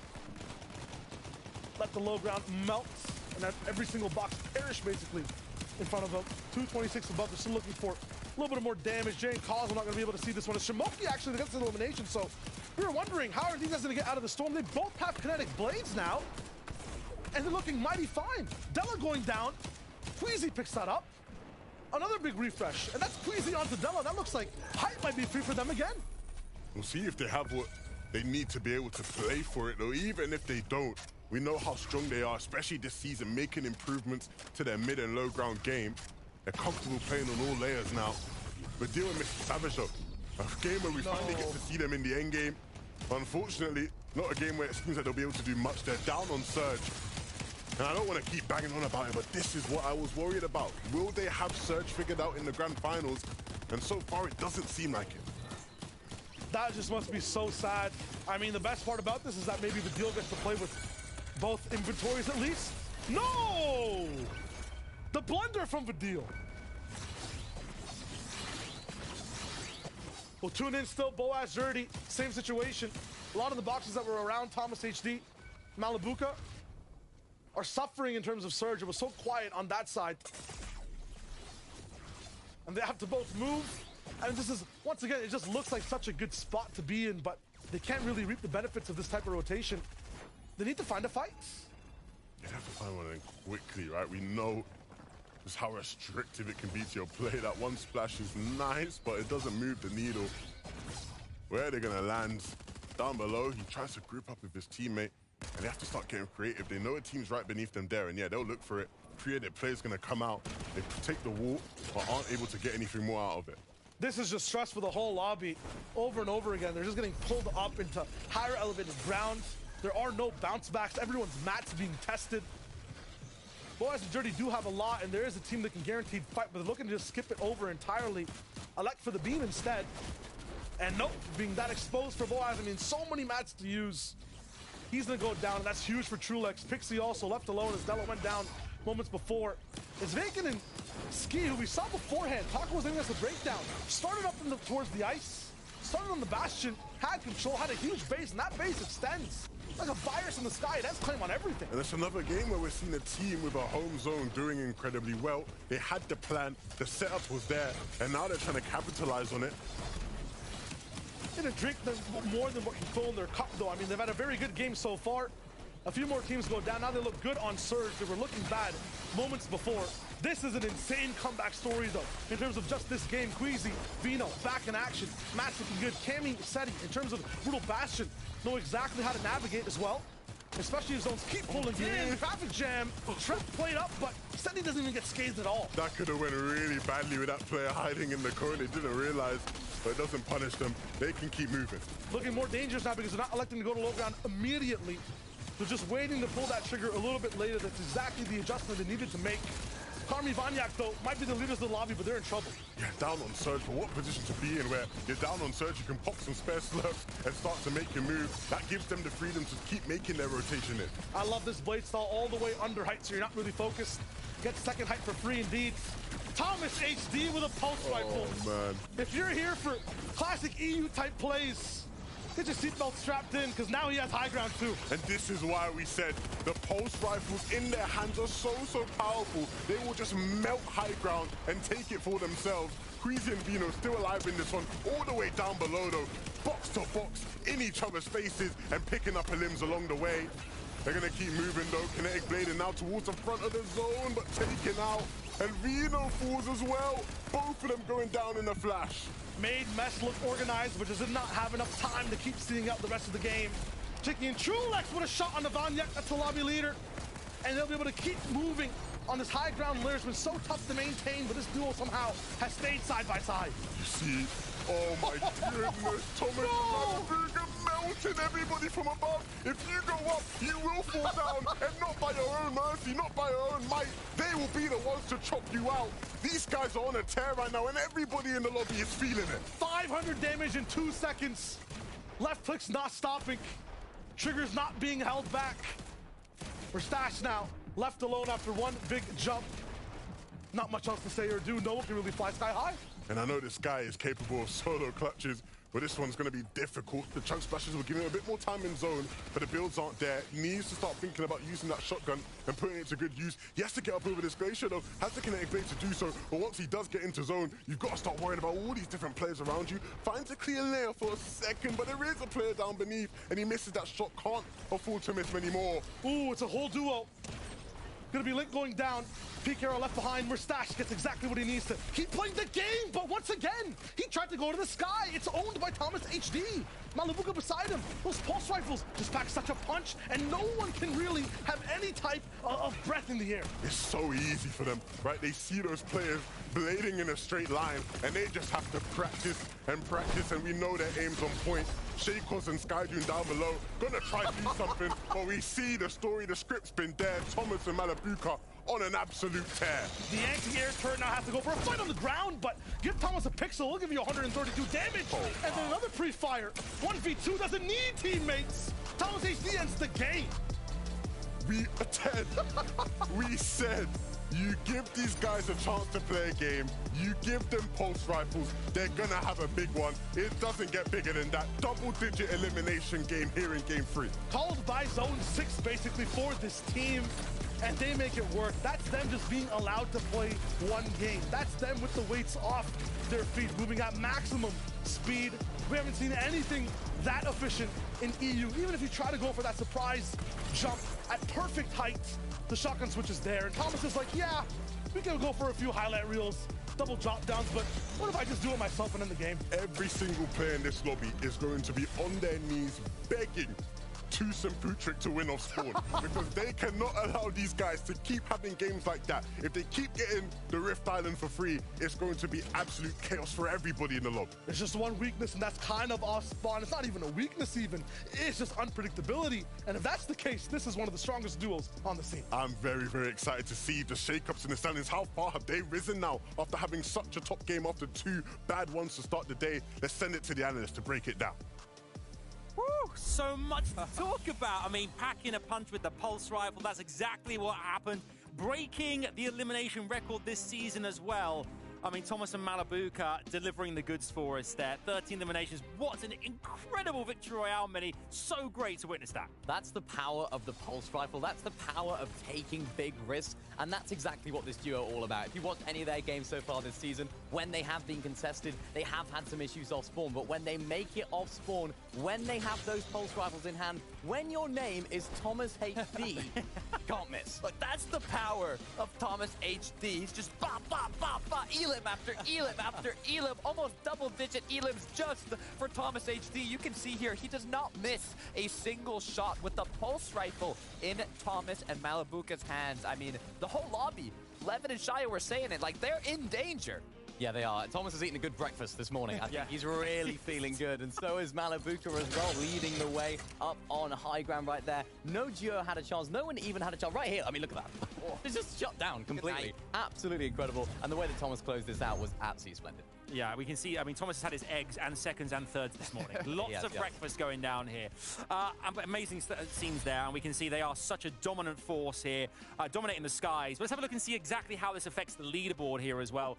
We can see here Vanac and Kami, 202 points here. But in second place, Queasy and Vino consistently managing to get points on the board. Again, Takata, I mean, we've talked about them so much. We've talked them up, but there's every reason to because they are just that good. Look, they're doing what you need to do to take home an FNCS Grand Finals. We said it before, if I had to bank on a duo taking it home, it's going to be Queasy and Vino in the second place spot with 187 points. They are en route to doing exactly that. But that was a bad game for them. That just shows how good they've been in the first few games because they're still on the top. That was a really poor game from them, particularly when it got to that end game. They actually run out of materials. They actually run out of steam. We saw, of course, Veno taking out Juriki early on in this game. They actually had a really nice, favorable 7th zone to actually pull towards them. But that 8th zone was really where it got a little bit difficult. They had to expend a lot of materials going into this end game. And we saw them fragging out on low ground, trying to make something happen. And ultimately, it was the Storm that took them both out. It's a really difficult situation for them. Yeah, I mean, it almost looked like Queasy. You can see there, he kind of got blocked by Vino when he used his kinetic blade, and got eliminated by the Storm. So, you know, it happens, a little unfortunate, but they're still in second place, so they can't really be mad at the moment. Yeah, well, let's take a look at the first place team right now as well, with 202 points, courtesy of 18 eliminations, 130 placing points, Vanac and Kami. I mean, this duo, you know, after 3 games, in a great position right now. They're kind of atop the leaderboard. A great game 3 for them, Takata. Yeah, I mean, they did exactly what they had to. You can see them getting tags when they need to, being positioned in the zone quicker than their opponent so they can look back, get that damage, get that Storm Surge, and not have to worry about it later on. Yeah, because of course we saw Blatcher and Mixon going down earlier, our previous first place team. This has opened the floodgates wide open for Kami and Vanac, and it's if you can take advantage of those situations is really what separates our top teams from maybe our middle ground teams, because they did it, and they did it with a plump. Yeah, they certainly did. You can even see here, I mean, Malabuka and Thomas HD, they're currently in 10th position, up 40 places. 40 places in one game. That is how things change here in Grand Finals. It can happen in a heartbeat here. One of the great things, of course, about a Grand Finals, we get a chance to chat to some brilliant people in the community as well, and someone who is a familiar face to FNCS right now. We're joined by the almighty Reddish right now. It is so good to see you, Reddish. How are you? You're watching Grand Finals. What's the experience been like for you after the first 3 games? How are you enjoying it so far? I don't know if she can hear me right now, but hopefully any second now she can. I can technical difficulties. We'll come to Reddish in just a second time. What we'll do now? Oh, we are there. We are there. Okay, hey, Reddish. Hi.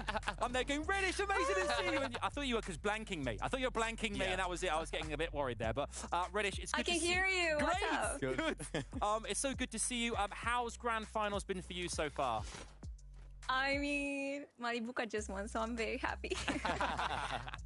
I love that. I'm so happy. Of course, you played with Malabuka a lot as well in some of the tournaments that you've played in. What's that like? Give us a little insight. What's it like to play with a Tier 1 pro like Malabuka? It's great. I even hosted my own tournament, and I made it co-ed so that I can play with a pro player and experience that again. I think it's amazing for us as creators to play with pro players because we have a lot to learn, and we get to discover a different side of them, I would say, like their personality, and I don't know, it's amazing to feel like you can keep up with them too. You love those collaborations, and you said there's a lot you learned. So I actually want to know, what's something that maybe you've learned from Malabuka or generally just from watching FNCS? One very important thing I learned from Malabuka is that you can actually jinx your team. Like, that's very real. Like, we were super hyped. Malibuca just 1v2 someone off spawn who surprise contested us, and I was so hyped and super cheerful. We also got a cash right next to us, and then things went downhill. Like, we got Acorn 1v2ing us just because we kept going on and on about that. And we were super hyped, and he explained that jinxing is real. And you have to be happy like 1-2 seconds in the moment, but then focus up. So that's one thing I'll always remember. You heard it right there, folks. The jinx is indeed real. We're so hyped to have you here. Where can we find you online on social media? My name is Reddish, so Reddish everywhere. Reddish is right there. Thank you so much for joining us. Enjoy the rest of finals. Bye. Thank you. And GX are on top. I hope they're going to win. I mean, great to talk to everybody in the community. I love that. Reddish, what a legend. He's great, a legend. Yeah, really great to see. Interesting as well. I mean, great question as well, finding out how how the pros do the call-outs, because everything happens in such a quick time, such a small moment there. You have to make those calls and make them clear and concise. Interesting to hear that from her, Lemony. Yeah, definitely. Even the jinx thing. I mean, I hope that Thomas and Malibuca wouldn't jinx themselves. Knowing Thomas, he won't be happy with 10s. They want to go for the win. Yeah, absolutely. All right, there you heard it right. I mean, there we go. We're rapidly going through the grand finals here right now. We're hearing news that the battle bus is ready to rock and roll. What will happen in the next game? It's time to find out. It's back over to Shayo and Levan2k as we head into game number 4. The 4th game of the day is upon us. We've already seen so much take place all across these 3 games so far, and here in this 4th one, I can't wait to see which team steps up next. Yeah, the best part about EU today is that there is no pattern really on who just ends up winning these games back to back to back. It's more so a fresh face to see every time, more power from some of the best teams in the EU. I think the best thing, though, is that each fresh face is one that we're familiar with, right? One that we know has the ability to come out and win multiple games, and we'll see if they can do that here again. Game number 4 is ready. Let's hop right in. The players are on the battle bus, ready to try and fight out of spawn. Will the winners of Game 3, Shayo, get a chance to even play the game again, is my question. I mean, jumping 40 places from Game 2 to Game 3, Thomas and Malibuca, you can see the inconsistency of the day. It's all on this off-spawn fight. Swizzy and Shimoki as well, being able to change their fates and play that Game 3 made things so different for a lot of the teams in these endgames in terms of Surge. Podosai Snazy also in a little bit of trouble because they didn't have their guaranteed 200 damage to play with. So everything's starting to change a lot faster in EU this major. These are some of the fastest adjustments we've seen in, I would say, just the history of MSCS itself across all chapters. And Thomas and Malibuca landed once again one of the hottest fights to see. It changes the entirety of how the day looks like, and they don't like to be in a power position like last time. TuS and Puchik get the slurp truck as well, so they have so much shield to work with. Malibuca has position, but he needs to land these shots. Another one sky high, he's focused, but with TuS and Puchik alive like this, might be over for Thomas too. This is just absolute tough scenes. TuS is lower, Thomas is up close. Wrap it up though, this will not be a game that we see the powerhouse duo strut their step once more in EU. Are these guys even getting third party themselves? Who's that? It's Paddy, Ringo, and Bevies. What are these guys doing? Everybody wants to get in on the fun. They're saying, listen, if Thomas and Malibuca are allowed to play the way they like to, maybe it's about time for us to look like we're in tip-top form as well. Change landing positions, calibrating, go find team. And instantly, they're up for the charge, for the chance. Bevy's finding TuS, and Puchik, you can't get away. You will be hunted too. This is very tough. Very tough, because you go up 40 places, you finally get a chance to play a game, and then bam, momentum locked off once more, right? Now they have to sit and just wait for another half an hour almost. It's not an easy thing to do at all. And the way Racetrack is set up, there's no way to disengage really even have a substandard game. I mean, the only people we're seeing on the map who got kind of interrupted at their spot, were contested, and then changed their fates are on your screens right now. Shimoki and Swizzy, and even then, Podosai and Snazy do not want to let them go. They want things to be just as they were in that game number 1. They want this team to go down. That's exactly what Podosai is trying to force right now. One big shot, but has to follow through with a few more. They have so many mats, so this fight should go on and actually have, I think, a decided victor. Yeah, these guys are French, so if they want to take your wall, there's a good chance your wall's going to be taken. So they're just going to keep playing on the aggressive, playing on the front foot. Oh man, Podosai, angle huge, going for the beam. Few misses will prolong this fight. We're down to no match from Shamoki and Swizzy. About to see an all-in, and Podeside's by himself, so this might be the best chance. Snazy going back up to maybe find a few mats or be in advantage position. 3 mats left for Podeside, so he has to do something here. Just 2 more left now. Ooh. Big shot, I like that. Another one. I love the way he flipped the ramp there, created his own little angle, jumps up, hits the shot as well. That's really nicely done from 2, again, very experienced players in this region and showing you how it's done. Dela and Pixie contested here at Breakwater Bay, and they found success contested last major. Up here right now against Aston Slove, these guys are very difficult players to fight against, and so they'll make it a very tough battle, but if anyone's going to win a battle at Breakwater Bay, you'd think it's Pixie and Dela. They're looking for angles, even when they're caught off guard. Dela, with his movement, forces the shot miss from Asa, but the second one, this man does not make a mistake twice. He's looking to wrap it all up. The tracking through the box is huge. The pressure's still alive from the other side, and claimed twice! Asa is just too fast for him. Now he's gonna be playing support. Nope. Just actually waiting a bit, and he's a front man once more. Huge for Asa. Up top, denied, re-ended it on. And that's Pixie with a clap back. Hold on, wait a minute, it's not done just yet. With the way Asa was moving, I thought it'd be an easy cleanup. Dela's still alive. He can get it. Yeah, the revive can keep come through, so Pixie and Dela might still be in this one. Bay running up, but quickly running back down. What a shot from Pixie, and he might just close it out here. The Storm might finish the job. It doesn't feel like he's gonna be able to pick. Can he splash him? No!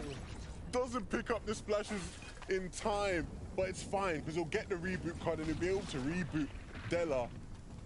But still, to win that fight, it wasn't looking good for them. But Pixie and Dela come out on top. It's textbook pyramid edit from Pixie as well. A lot of the time, you just have that pyramid in your box, able to get it up to be a ramp almost. You block one shot, re-edit it down. Easy shot to hit. Nice bait and switch. And yeah, it might not be perfect, but that was great from Pixie overall. Janus and Reason getting their game started too on that replay.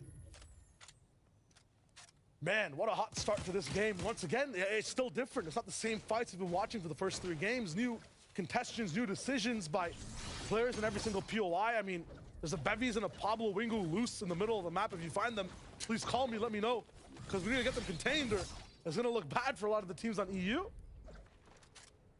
The fact that Queasy and Vino even made last game last as much as it did, huge. It just goes to show just how locked in these guys, how keyed in they are to the meta and how to play the game. Juriki and Fredoxy, a team that maybe can't necessarily say the same, right? I spoke to Juriki, he said he wasn't confident, right, coming into the finals. He himself knows he hasn't done enough preparation, hasn't been working hard enough this season, but he's hoping that the work put in over the past week will be enough to just push them over the line. And even though it's been a slow start, Shio, things are never over when you have Mythic shotguns in hand, and of course they control the vote here at Mega City. One good thing they'll have going for them, no matter what the preparation looks like, they'll have 6 games to watch back at the end of day 1 to prep for day 2. One of the most important things in between the days. We've already seen Juriki and Fredoxy have some good adjustments, at least in how they fight and how they approach Surge from game 2 to game 3. Kaizen and Vox, I haven't seen too much for them on the day. So they're landing closer to that Glacier Snow-esque side. The Bastion teams are making things so difficult. Resguard and Hellfire. Cleven, you were talking about the way they make decisions. Unfortunately, a wrong decision or an unfortunate zone bounce back got them eliminated in the last game. This time, they look to be strong once again. That last game, by the way, felt like it lasted 2 hours. Right? It's a long one. A long one. Hellfire though. Oh! What? He's just aim training right here in the grand final. Straight aim training. That's like the biggest fear sometimes that you kind of disregard as a player too when you're kinetic blading. I won't build behind me. There's no way. Someone's gonna have to land like 4 body shots and a headshot while I fly. Who's capable of that? Never think it happened. Never think it happened. Could have happened to me. Yeah, it wouldn't happen to you. You're just that guy though, so it's a bit different. Deno and Lush not having to worry about Fiber and Artist. I believe they've taken them out. I'm guessing that's the 2 eliminations to their name. I've seen that fight a couple times. iDrop and Matt Nada right now not fighting in the Anvil Square, fighting just at the gas station outside of it.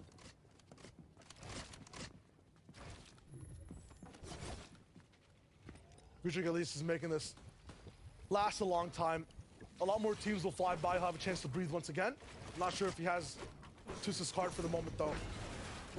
He's been able to go back to that racetrack, but it's in zone, so might have a chance. Unfortunate thing, though, so many people are going to be basing around you. I think that reboot might not be a possibility here in Game 4.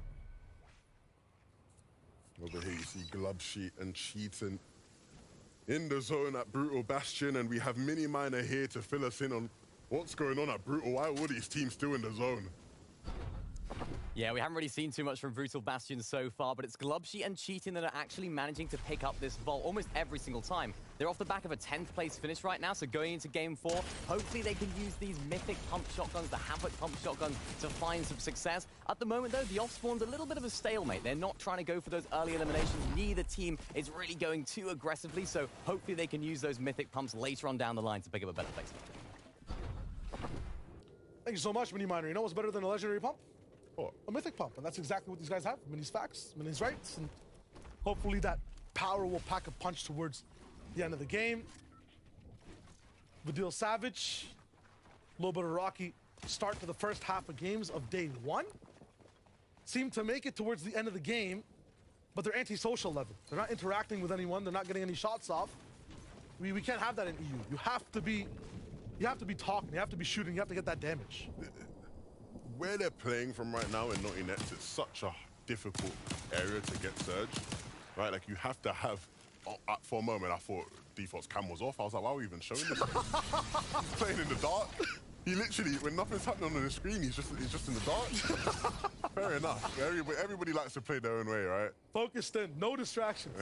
I don't even know what I was talking about now. I just completely lost my train of thought. Talking about Naughty Nets, Mr. Savage. Yeah. Tough place, tough area to get Surge from. They're going to have to put in a lot of work tonight. A lot of work.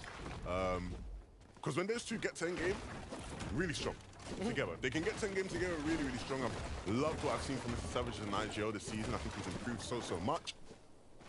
But they need to get there, and they're struggling to get there consistently. They have, like, no options at all, right? It's not like Eurus and Paoli and Chari have so many teams to fight. Going back and forth right now. Nice shot from Chari. Make the most of what you have.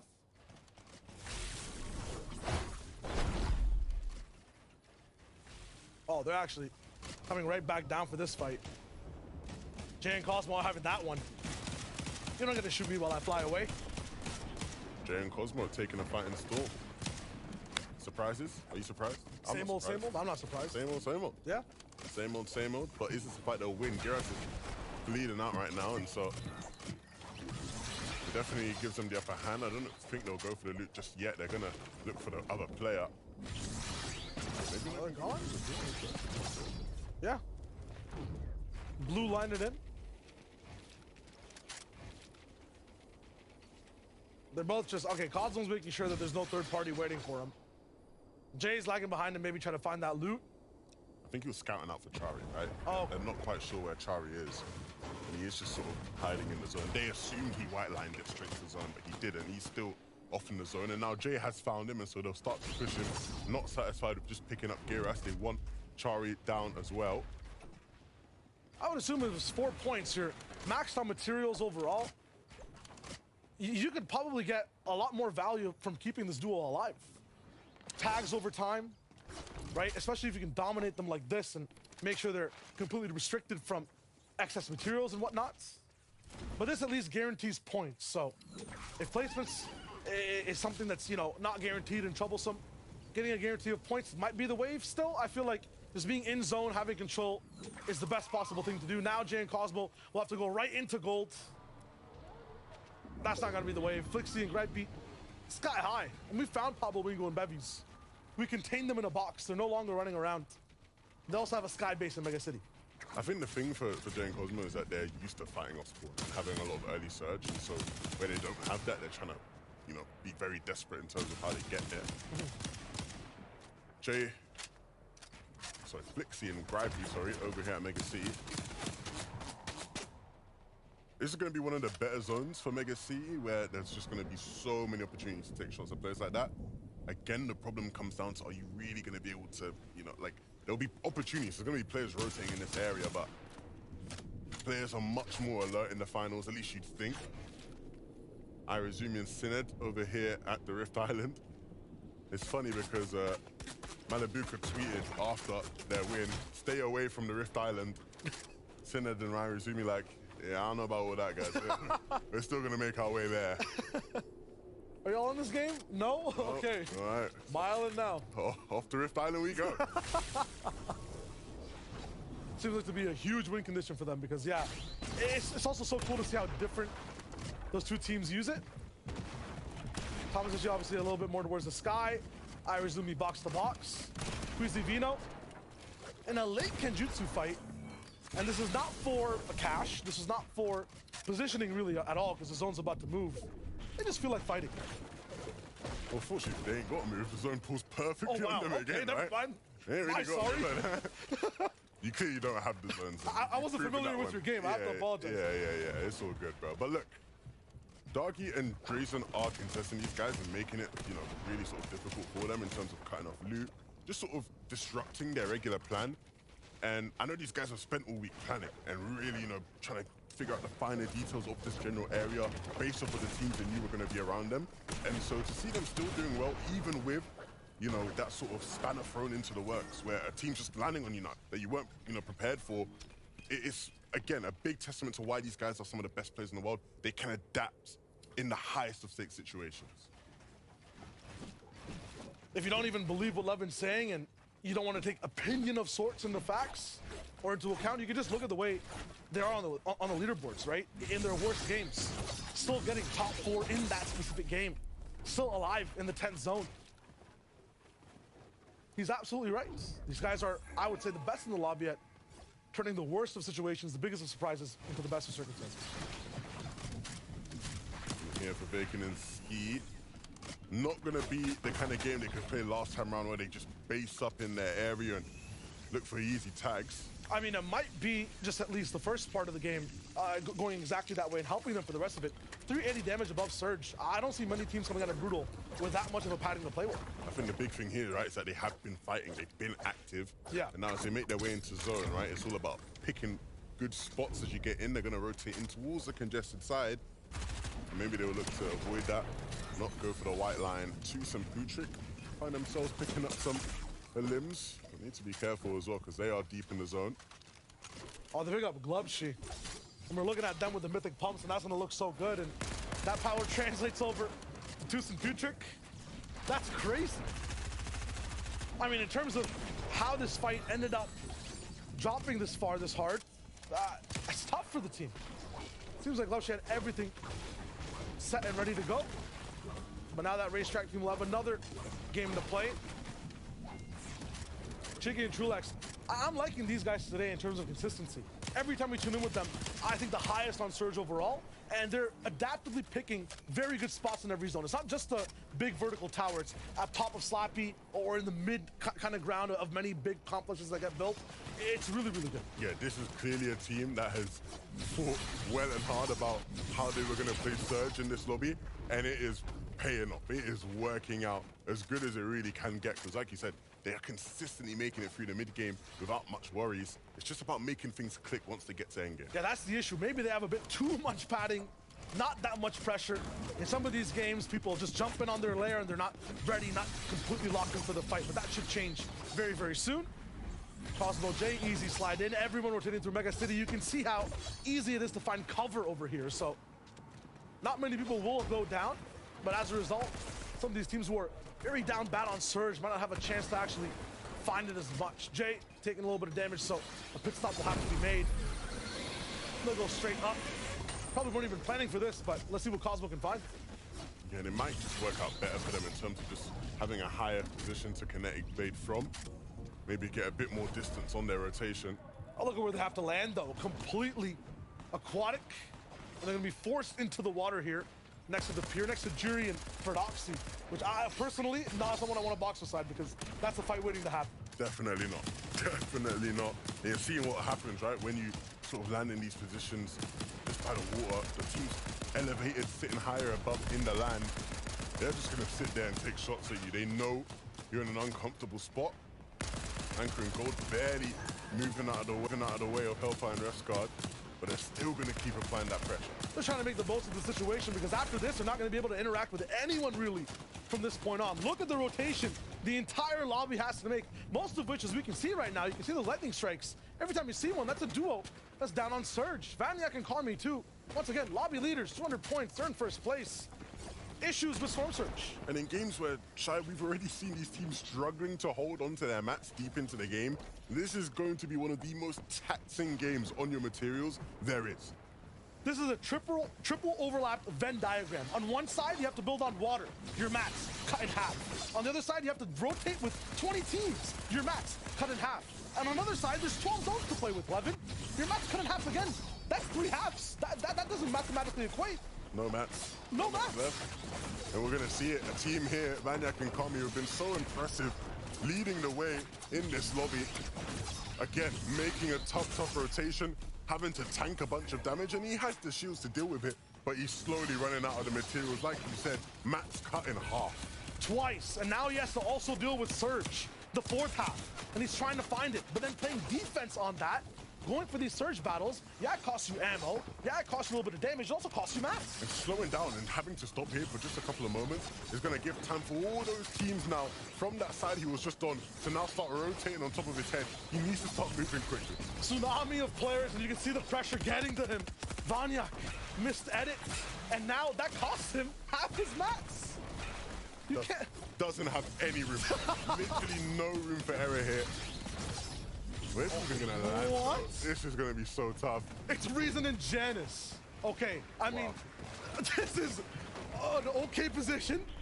Stuck right beside a rock, but everyone has to rotate into you, so I guess Cammy and Seti are looking to beam other players. No one's focusing on your box. I'm just worried for Vaniac. The natural rotation for him to make there now would be with that kinetic blade, but he doesn't have mats to work with. So I don't know where he lands. He's gonna have to just try landing someone's box, I guess. Something crazy is gonna happen with him.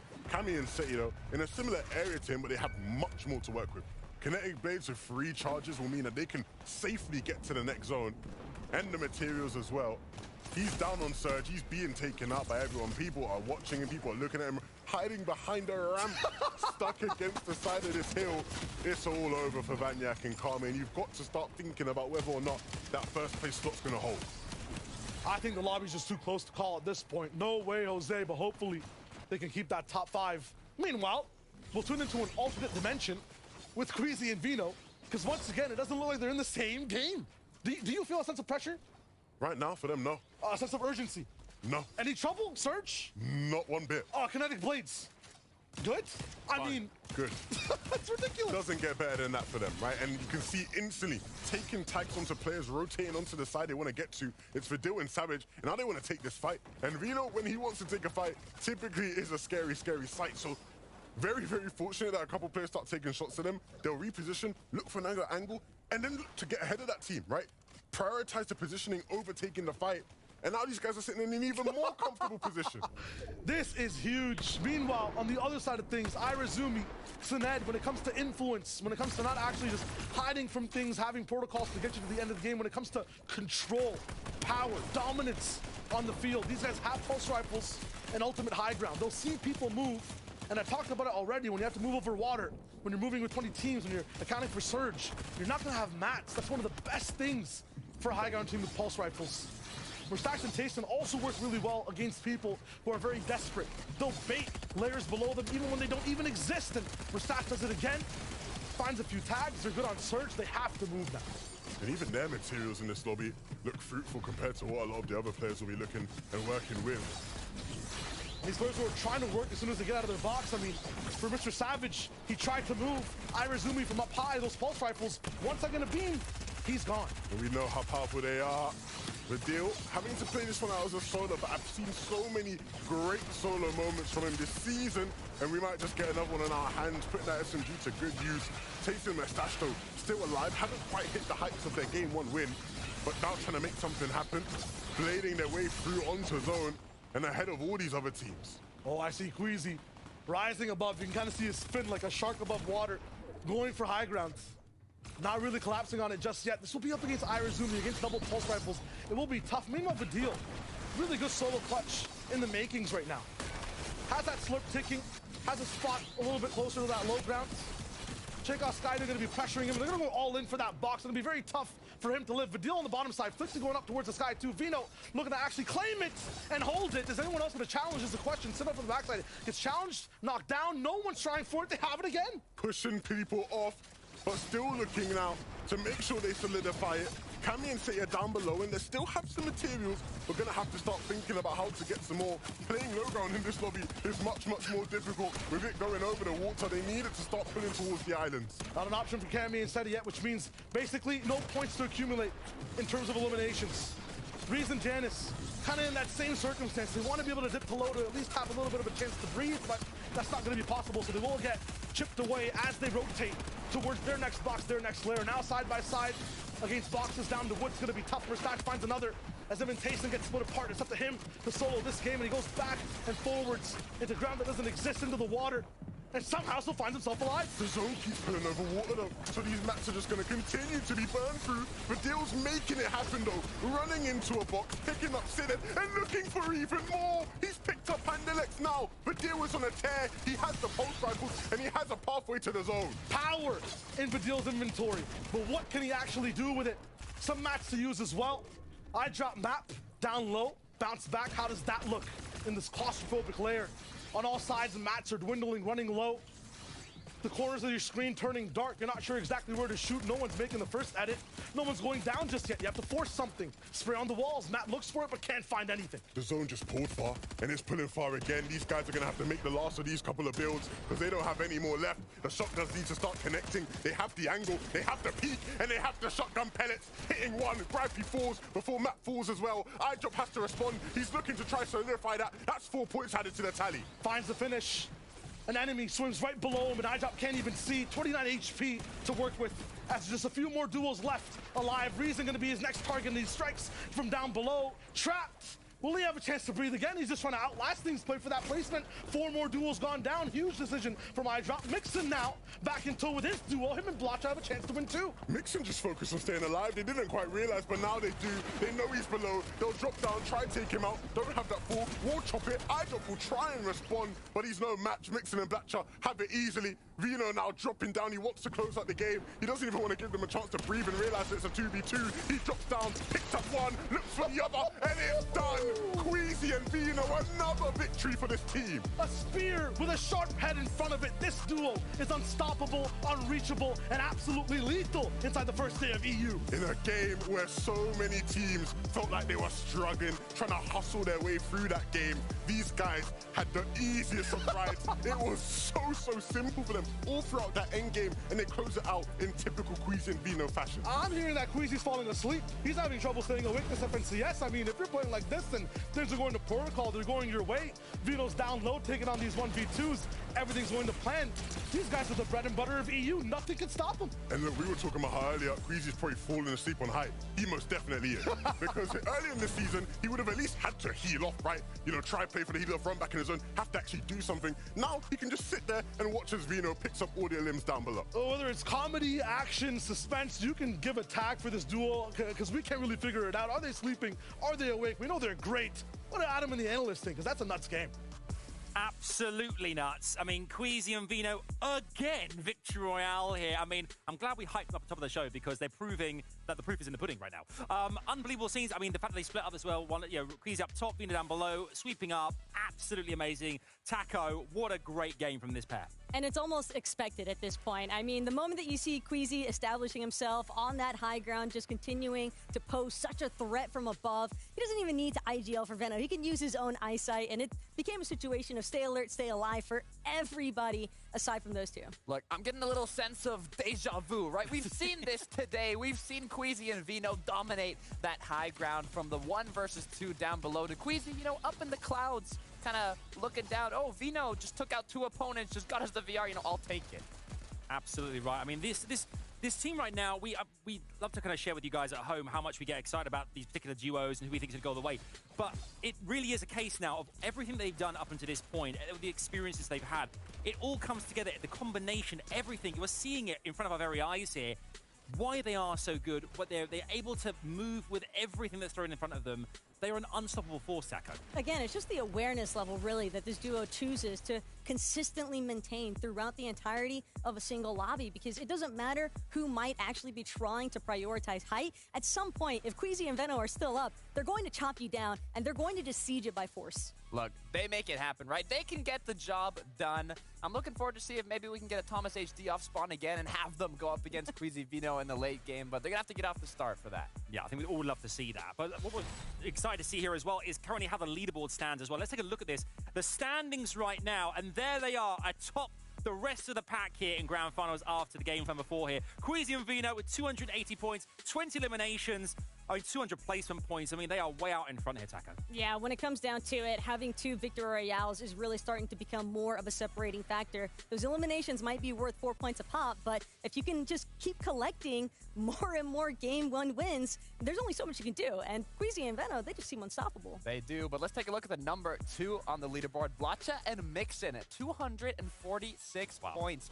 This duo is not someone you want to sleep on. Mixin here, you can see 4 eliminations already, bumping it up to 5 on Seti.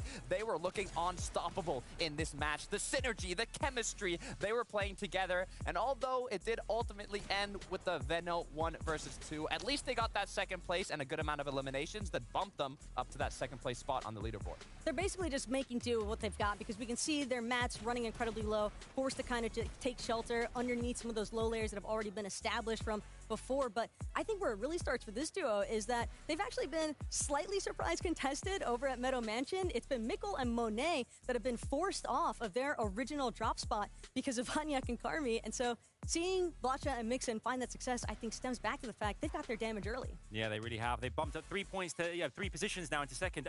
Let's look at the rest of the leaderboard here as well. We can see now as well, Cammy and Seti, there they are, sat in 7th position right now. 8 eliminations, 170 placements. They are putting themselves in contention. They're managing to stay in there. May not have a victory royale just yet, Takata, but they're managing to get in there, at least put themselves up for consideration when it comes to Grand Finals and the Axe Champions. Right, it's not a bad place to be in, right? Being in the top 10, being in the 7th place spot, they're kind of one big game away from bumping themselves up to that top 3 or even, second, first place on the leaderboard. We saw what Thomas HD and Malabuko were capable of when they got a big, impactful match. So if Cammy and Seti can keep up the consistency and then get one big game, they'll make their way up that leaderboard. I mean, I think Seti and Cammy are probably the embodiment